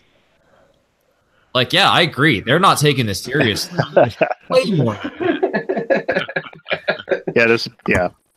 I think the implication from the Liberals there is that the Conservatives are not taking crime involving firearms seriously. That's you're not paying it. Yeah, you're not paying attention when we stamp our feet. What does that have to do with trap shooters, though? Well, nothing. It's a crime to go trap shooting and only shoot $15 worth of clays. Yeah, you're accused of trap shooting with a teenage boy. Well, no, better than and not making him your child bride. Yes. All right. Careful, Tim. They're going to start doing the whole Kavanaugh thing. Oh, it's a code word for something else. Yeah. And I assumed a gender. Like, I don't know. Oh yeah. Dog whistling. Yeah, but if you mention trap shooting and teenage boys, Kevin Spacey's going to take up trap shooting soon. Yeah. Well, if you think that's something we glossed over, like Peter Blair's parliamentary secretary, Peter Scheifer, yeah. He assumed a gender. He said it included teenage boy. Like, what? Yeah. My God. Anyways, as usual, all crap. On to the next article, I guess. That's the red star for you. Yeah. One wounded after prisoner grabs cop's gun at a hospital in Kingston. So I guess there was a gentleman that was under arrest, but in the hospital, he went to go take a leak. So the cops took the handcuffs off of him. And in the process, he went to grab the officer's gun, and they wrestled, and it went off. Kind of holster did he have? That was my first question. Not a level 3, that's for sure. I'm guessing not. Yeah, or maybe the guy was behind him so that it was easier to grab, because to grab a level 3 from the front is really fucking awkward. Like, kudos to that guy if that's what he managed to do. I could totally see him grabbing from behind. But yeah, during the struggle, the inmate fired 2 rounds and a third jammed in the firearm. So maybe it was just a 1911 in general. I thought it was either typical maintenance or well, he's limp wristing it, right? He's probably just pulling the trigger while he's getting wrestled with, so he doesn't have a good. Yeah. The building's still standing, which 2 rounds of 45 would have taken. Yeah. Couldn't have been a 19. Although the first round, they only use 40 in Ontario. Pretty much everyone's carrying 40s here. And the grip safety wouldn't have been squeezed, so. Yeah, the first round struck the man in the foot, and the second one hit a wall. So luckily, the only people injured were the idiot that went to grab the gun. But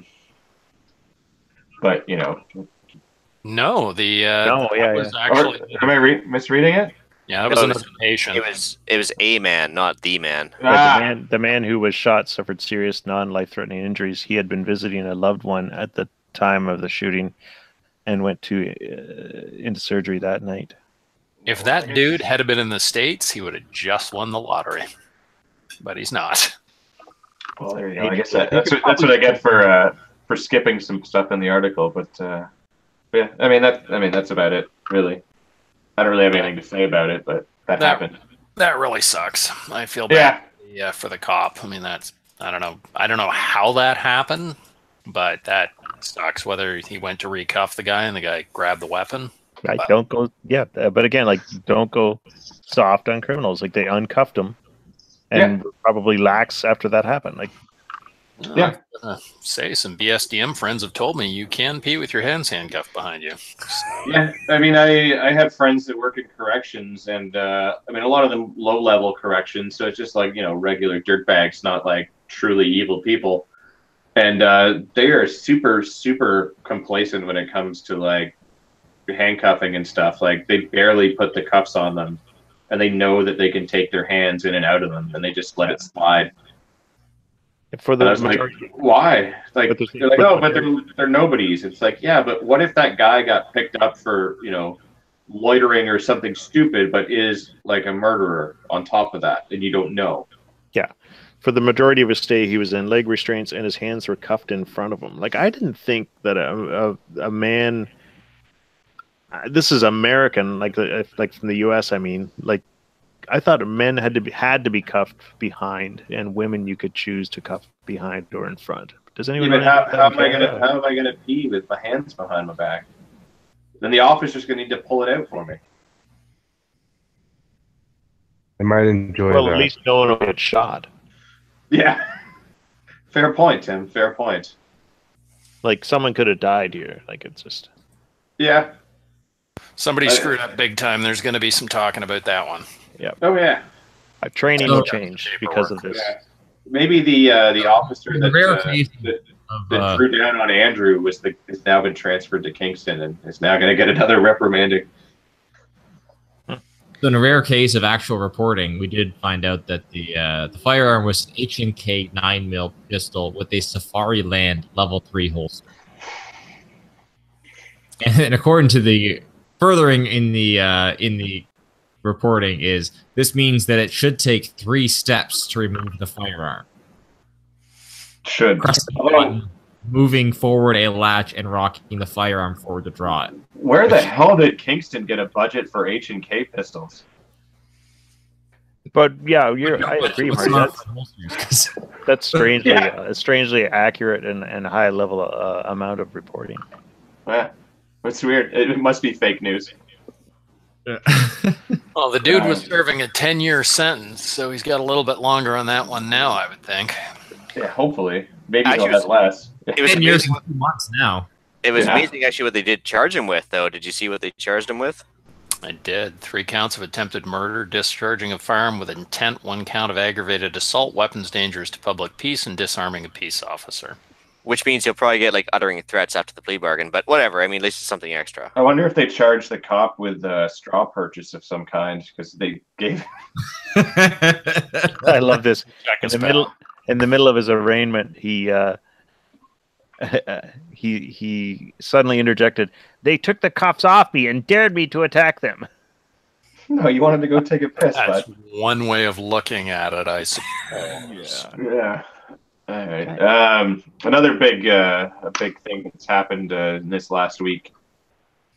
$600 million in federal funding for media. A turning point in the plight of newspapers in Canada. Oddly, this is being reported by a newspaper in Canada. I thought this was really funny. Monroe said, said the government wants to protect the vital role that independent news media play in our democracy and in our communities. Yeah, because giving them $6 million is going to keep them really independent. So since we the media now, just out of curiosity, are you at liberty to disclose how much CPP got for the out of the $600 million? We got fucked. We only got like 1.8 million. Yeah, nowhere near what we should get. We need to support our patron. Yeah, in other news, Justin Trudeau is the greatest prime minister ever, and we can only lie for so long. That's why I can only afford a Fez Ackerley, and I don't have a long brand because we didn't get 1.9 million. Yeah, I mean, oddly enough, the newspaper is calling this, a turning point. Everyone else is calling it the day that free speech died in Canada because, honestly, why are they going to give this to media outlets that don't support their views? Much like the summer jobs program, where you had to support pro-choice, whether you believed in it or not. Yep. Yeah, you have to submit an attestation of liberal beliefs, essentially. Yeah. ridiculous. No, I think this National Post article was good because, I mean, you know, they complained that they really wanted 10 times more support than what they received. Yeah. I saw I don't know, have you guys ever heard of the Friends of Canadian Broadcasting? No. Oh my God. Sounds like the CBC. They sent a thing back, and I have to find it. Send it away somewhere. But it was stating that shockingly, most Canadians get their news from Facebook. The Canadian government can fix this. I'm like, I saw that a couple months ago, and now I see this. I'm like, oh, maybe the government just fixed it. We must order Canadians to listen to our news source. Yeah, but I guess the plan is that the government's fiscal update allows for non-profit news organizations to accept donations and issue tax receipts to donors. To be eligible, charitable journalism operations will have to release content for free under a Creative Commons license, which the government hopes will have a knock-on effect for local news organizations that can post the stories or incorporate them into their own journalism. The plan also includes a new refundable tax credit for labor costs at both for-profit and non-for-profit news organizations. That's us.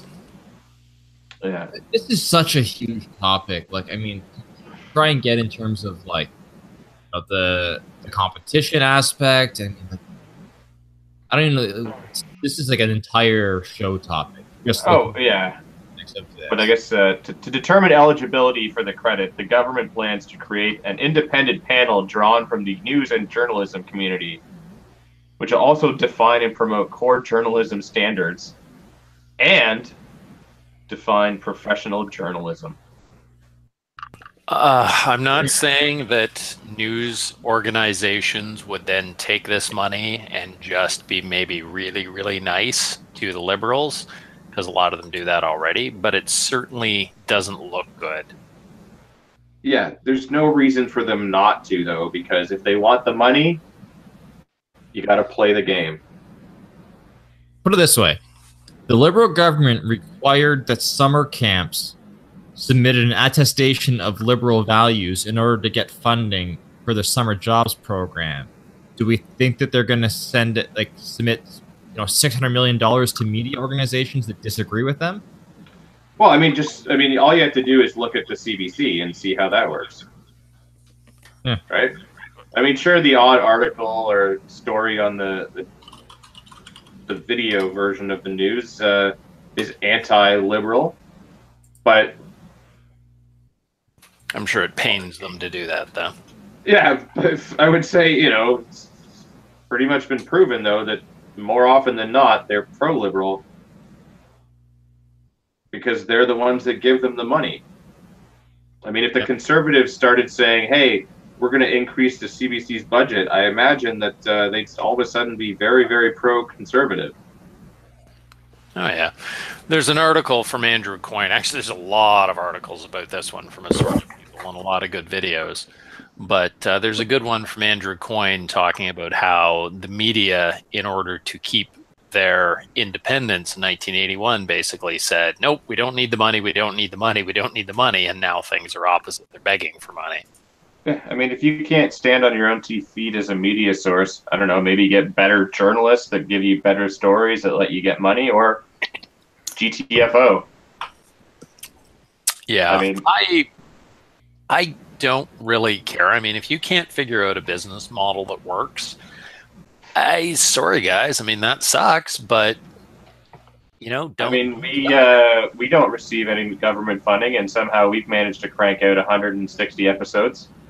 Well, we do just talk about the media most of the time. Yes, but I'd say they were just as valid as anyone else, right?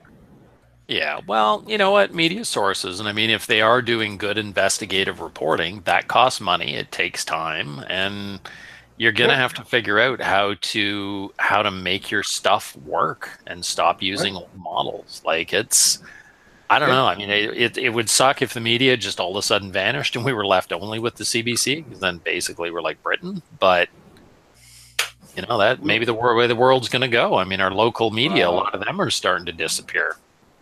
Yeah, if that happens, though, I guarantee you that CPP will still be on in the air, and we'll likely be doing a lot more episodes.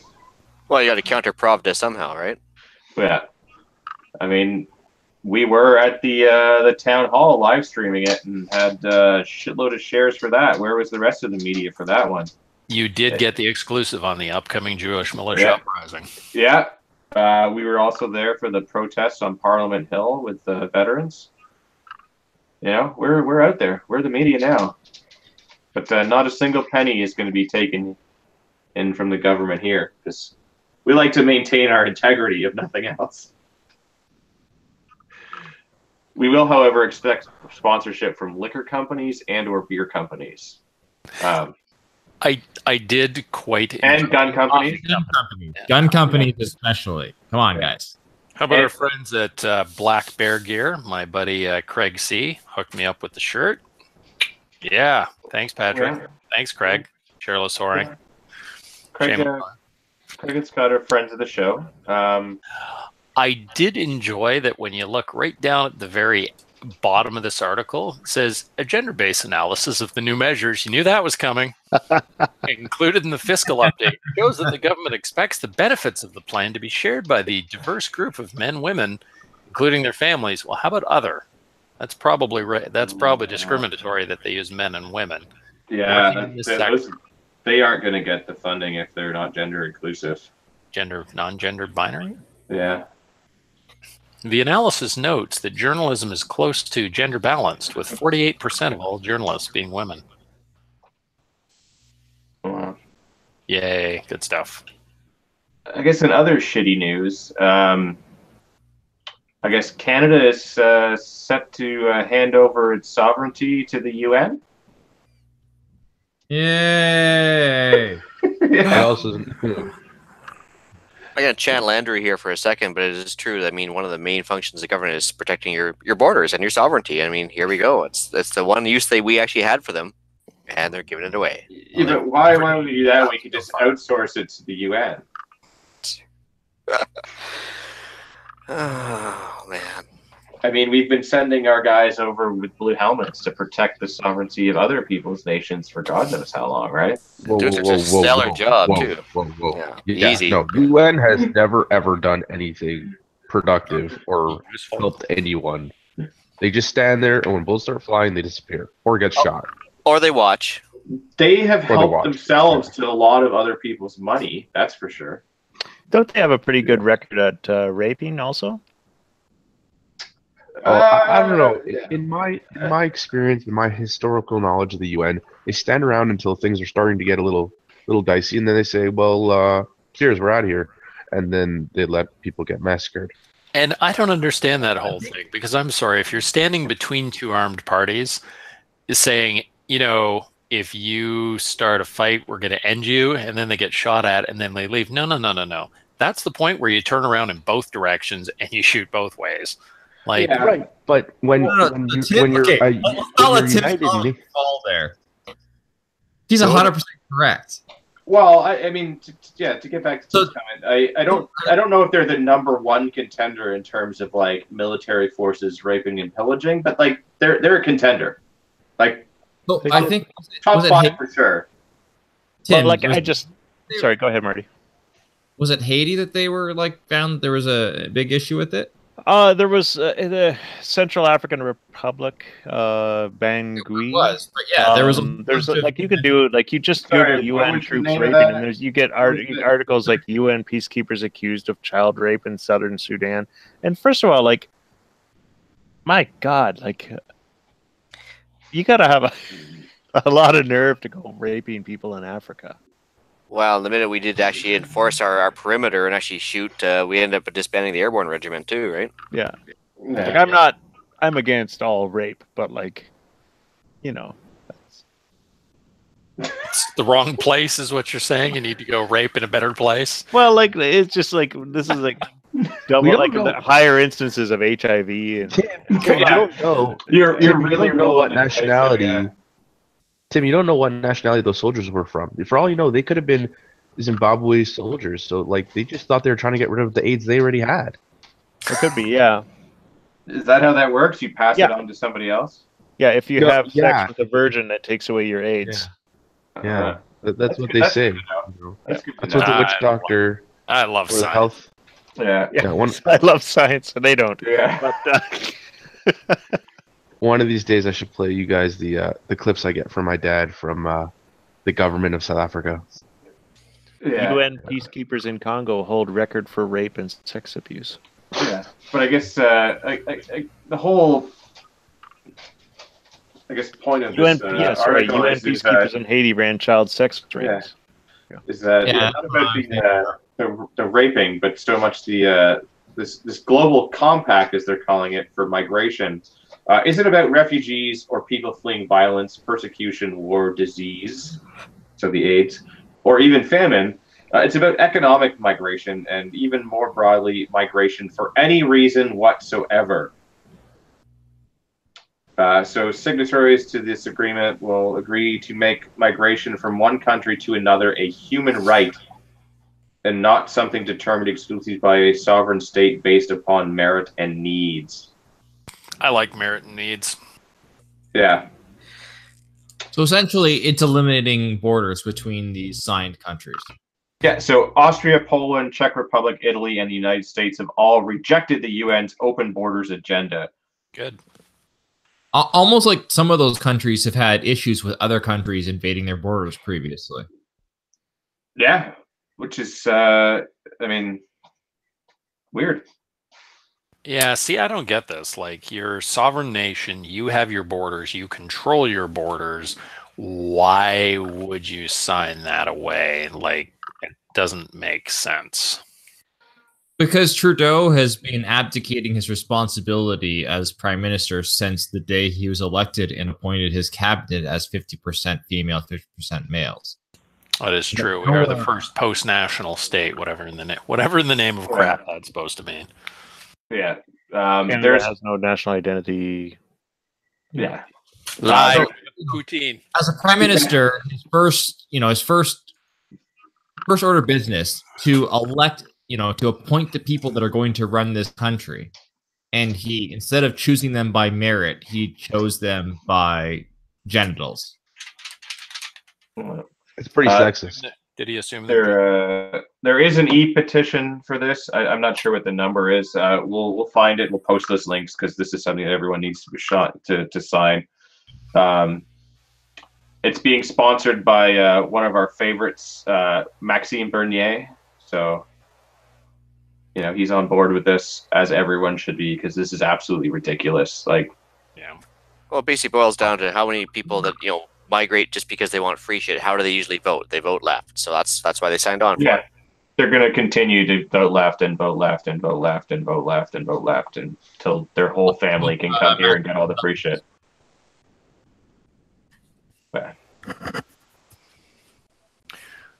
Oh wow, this thing is like I just pulled up the actual document itself to give it a read, and this will take a while. Yeah, I think like our first 3 bigger topics have basically been shows unto themselves, but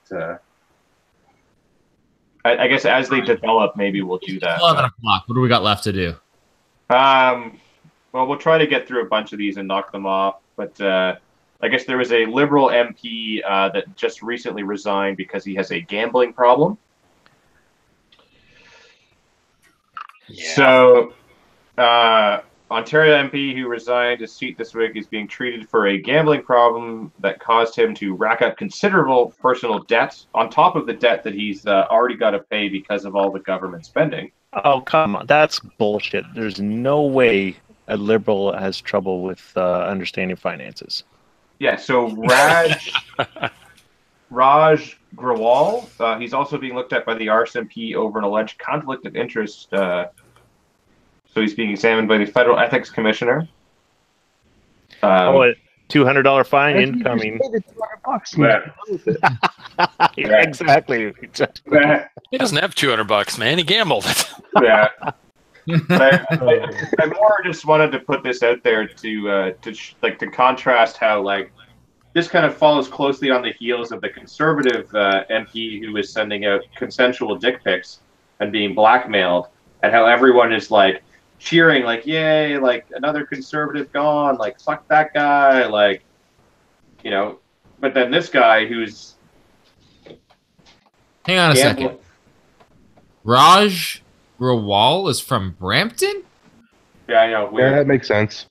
Weird. Yeah. But, you know, and now everyone's like coming out and supporting this guy because like he has a gambling problem because, you know, terrible life choices are a disease.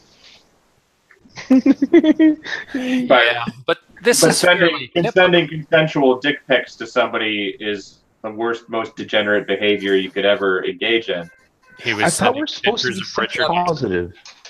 Yeah. This guy has a history of making poor life decisions, such as moving to and living in the GTA. Yeah, but yeah. I more just wanted to bring it up just to show that like there's this ridiculous bias in the media to show like, you know, everyone's all crazy about this and not the other one. Do you guys remember George Smitherman? Can't say that name rings a bell. George Smitherman, Ontario. He was a member of provincial parliament. He was, I don't know what he did, but he was a liberal, and he had a bit of a coke problem apparently. And, it happens. Yeah, and I remember people sort of talking about it. I think when he was running for mayor, I think of Toronto, and it came out, and a couple people I know were sort of saying, "Oh, well, you know, this is all about the pressure of public life and how terrible this is, and that Rob Ford guy's awful, and we should probably hang him." I'm like, how is that any different? Like, the difference between how you're treating people on the left and the right is incredible. Like, people on the left with addictions, and I mean, addictions are sad. Like, that is really not good that somebody's life has come to that point where they've made those decisions, or something has happened to them and it has driven them to drugs or alcohol or whatever. That's terrible. But you can't treat people on the left as, oh my God, the pressures of public life, these poor people, look at the sacrifice. And people on the right as, we need to hang these sons of bitches because look what they're doing. Yeah. I think that has always been the problem. Making fun here of the political response, not the circumstances directly. Yeah. All right. On to the next one. Just one quick. I love that. Yeah. He's a vegetarian guy. He never drinks. No gambling. Like, that's doesn't eat meat. Therefore, how could he gamble? Yeah. Probably check his stool samples to see there may be some meat in there because clearly he's gambling. Clearly he's gambling. All right, so feds refuse to disclose details of Russian meddling in previous election. So I guess the Russians are not just fucking with the U.S., they're fucking with Canada. And despite publicly confirming that Russia interfered in the last federal election and warning that will doubtless try again in the next year's vote, the Trudeau government won't provide any details about the alleged meddling. It's because they spent $600 million. Yeah. It is. So was it the Russians that spent the millions of dollars of union funding on campaigning against the Conservatives? No, that was the Plumbing Union. The Tide Foundation. Yeah. Tides Foundation. Yeah, nobody ever said anything about that in the media. I found that very strange. There's one article and it's circulating again, but you know, Soros buried that. So is that the same Tides Foundation that gave the that First Nations chief in northern Alberta $50,000 so he could protest against the pipelines? Yeah, that sounds about right. Okay, I wondered. Yeah, it's that same Tides Foundation. Yeah, they care about the environment. Yeah. Again, I think we get into it depends on who they're supporting, whether they're bad people or not. So I'm curious though, we're good. So I'm just curious though, like, so there was this whole thing that went around where kids were eating Tide Pods, and does eating a Tide Pod make you support the Tides Foundation? Is that how that whole thing worked? Brought to you by the Tides Foundation. I think if you support the Tides Foundation, you're more likely to eat a Tide Pod. I think that's the link. Well, which one? Like, it's the chicken and the egg. Is it the chicken and the egg? Like, does eating a Tide Pod make you support the Tides Foundation, or are you just more likely to eat one if you support it? I don't know. I think it's correlation, but not causation. Yeah, there's probably a lot of messing in our elections, well, not just from the Russians. I mean, the Americans were doing it with the Tides Foundation. I'm sure there's a lot of other people who want to. Okay, I'm sure it has something to do with Tide Pods, though. Everyone can extrapolate at will. So yeah, imagine you were a billionaire investment guy, and you could either have Canada, if you could have a small influence on whether or not we had 4 years of Stephen Harper or a clown, like that, you could really make a lot of money if you had a clown with a say you were carbon tax and say you were to bet against oil pipelines. Yes. Yeah. So I guess Conservative MP Blaine Calkins from Alberta questioned Prime Minister Justin Trudeau as to exactly what happened. And his quote was, "Not much direct interference happened by the Russians in 2015." And, they also said, what is it?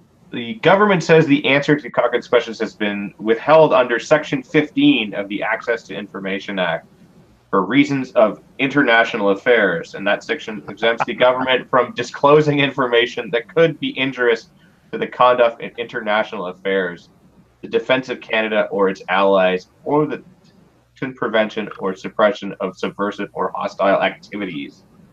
So why was our Prime Minister allowed to go to India? Well, he had all those outfits. Yeah, that was damaging to our relationship with our allies. He had some dancing just itching to come out, right? He had to dance a few times, and it was all good. There was I bet you most of the meddling was probably just a couple of guys shit posting on Facebook over in Siberia over a couple of vodkas or something. Yeah.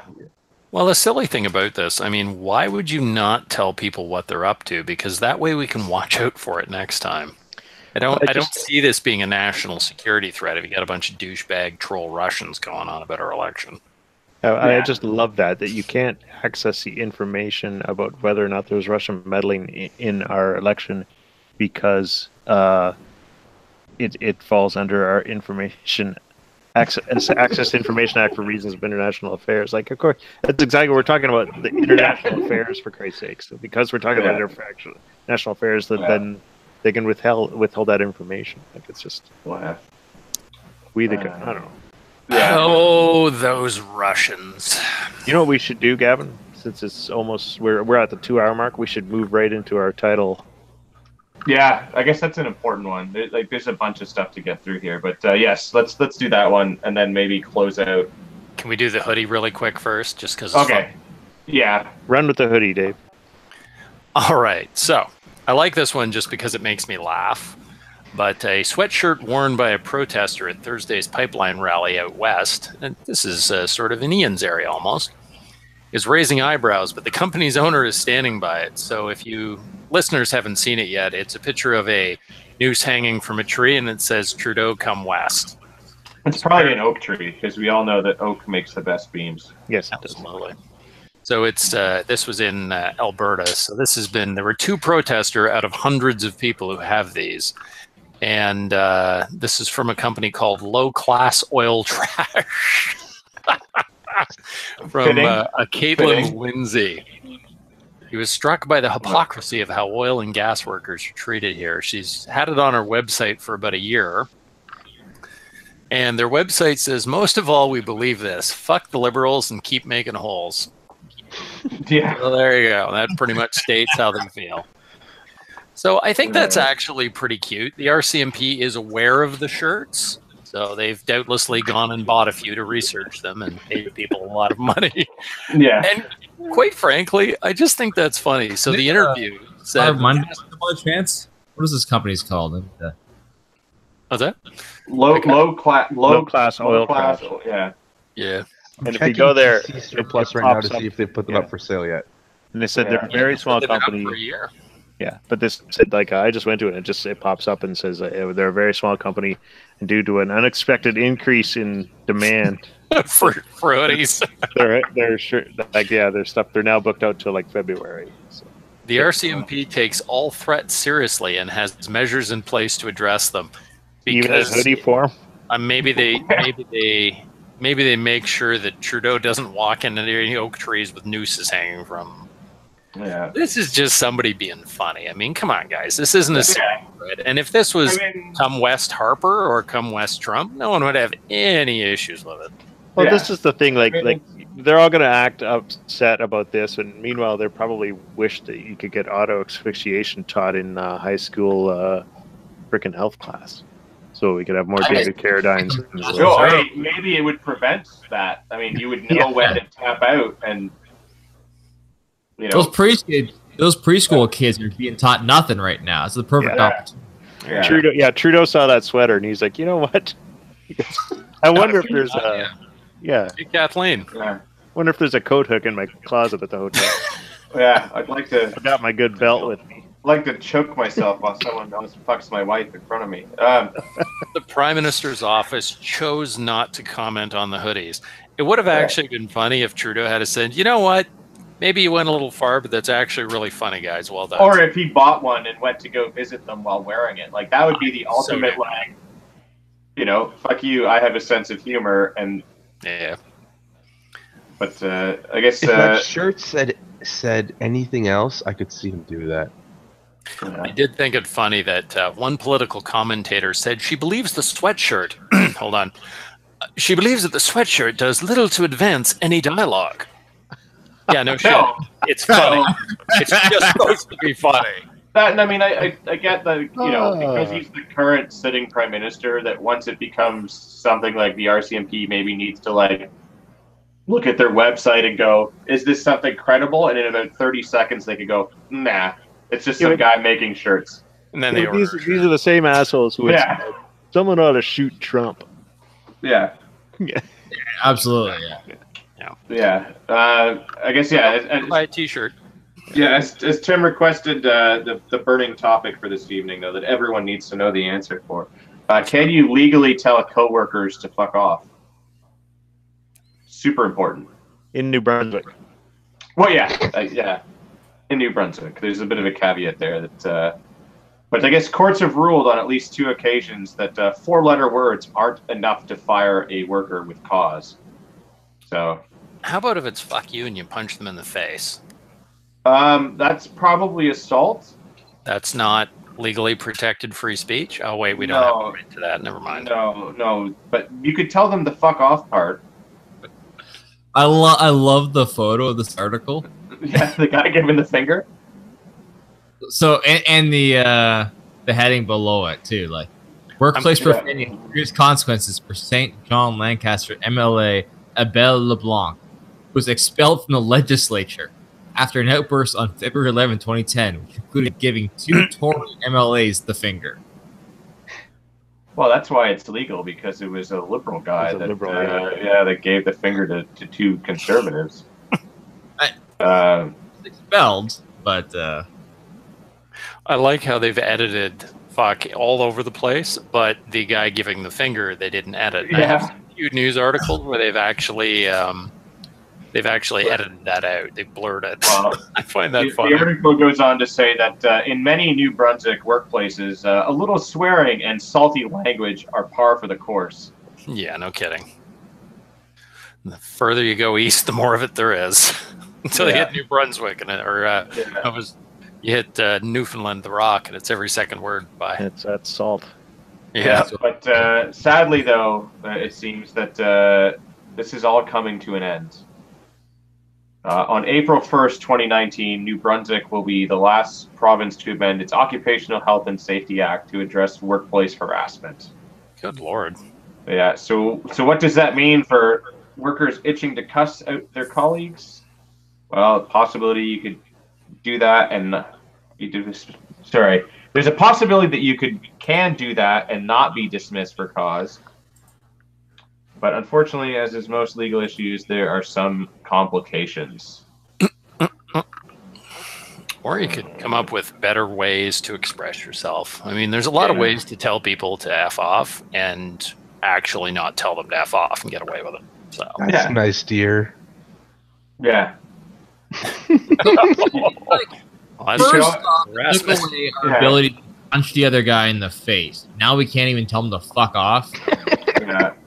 I mean, I guess you could always say, like, see you next Tuesday, which is a popular one amongst people that have worked in the service industry, or The ever popular classic take off, eh? Yeah, I've never had to tell anybody off that I've worked with. I have had to tell some customers off once in a while when they were being particularly belligerent douchebags. Yeah, but I guess, coworkers, no, I've never actually had to do that. But I guess, yeah, to answer your question, Benny, see you next Tuesday is a bit of a kind of like an acronym, but not really, or whatever. So see you, and then next Tuesday is NT. Ah, I get it. Yeah. There we go. There we go. Yeah. So it's a way of dropping a C-bomb, if you will, without dropping the C-bomb. Right. That's reserved for Monsef and Monsef only, or anyone else that deserves it. But I guess we'll wrap this up. There's still a bunch of stuff, but I guess we'll just deal with that next week because this is already a 2-hour long show. So rapid fire feedback. We've got an email from Peter. Free speech in Canada died today. I guess we already covered that. So hopefully, Peter, that answers your questions on the whole thing. If not, drop us another line and maybe ask us for more specific feedback or critique what we thought. We've also got an email from John here. Something, let's see. Listening to the podcast, and I appreciate the plug. So I guess this is John from M14 Medic Firearms. The standard package runs $325 plus shipping and theft, and includes an S&J hardware, NM style guide rod, and a new recoil spring. It isn't all that expensive to scope an M14, but a good quality mount is needed, as was noted in the episode. A scope that can handle the recoil impulse is also a good idea, as I have personally killed several $1,000 plus optics on the platform. Mention it to your listeners that I'll offer a 10% discount on all work. Just mention that you listen to CPP. So I guess thank you to John from, was it M14 Medic Firearms? Thanks, John. I think I mentioned I was missing a screw once on my M14 on gun nuts, and he sent it to me free of charge. He just said, "Here, I'll send one. Give me your address, and I'll send it to you." So, nice. Good guy. M14medic.ca. There you go. Check him out. Oh. Glad to know you're listening out there. Yeah, let's wrap it. Dave, where can people find you on the internet? I still have my Twitter account, in which I still have one post on as of the last 3 weeks. It's at randomdave2. You know, with those new rules, you might get permanently banned. if I don't post enough. If and when. Oh no, it's whatever. My favorite guns, you mean? All right, Ian, where can people find you? You can find me at theislandretreat@gmail.com and also on the Canadian Prepper podcast. We've been delaying our latest recording here by a couple weeks. We've both been busy at work, but we should be having another one out here momentarily. That's all right. We're lucky that your podcast keeps getting delayed, because that means you can keep coming onto ours. That's right. Marty, where can people find the show? It's not in the show notes today. No, that's all right. Don't worry about it. CanadianPatriotPodcast.com, Instagram, Facebook. See, I got you. There you go, bud. Benny, where can people find you? BennyLewis.ca or Facebook.com/BennyLewis.ca. Excellent. Tim? You can find me at Facebook.com/Tim'sGoodT-shirts. They're quite acceptable. Close enough. Close enough. You can find me, for the most part, on Instagram at Urbex_GTA. And I guess, that wraps it up. So we'd like to remind our listeners that you are the true north, strong and free. Cue the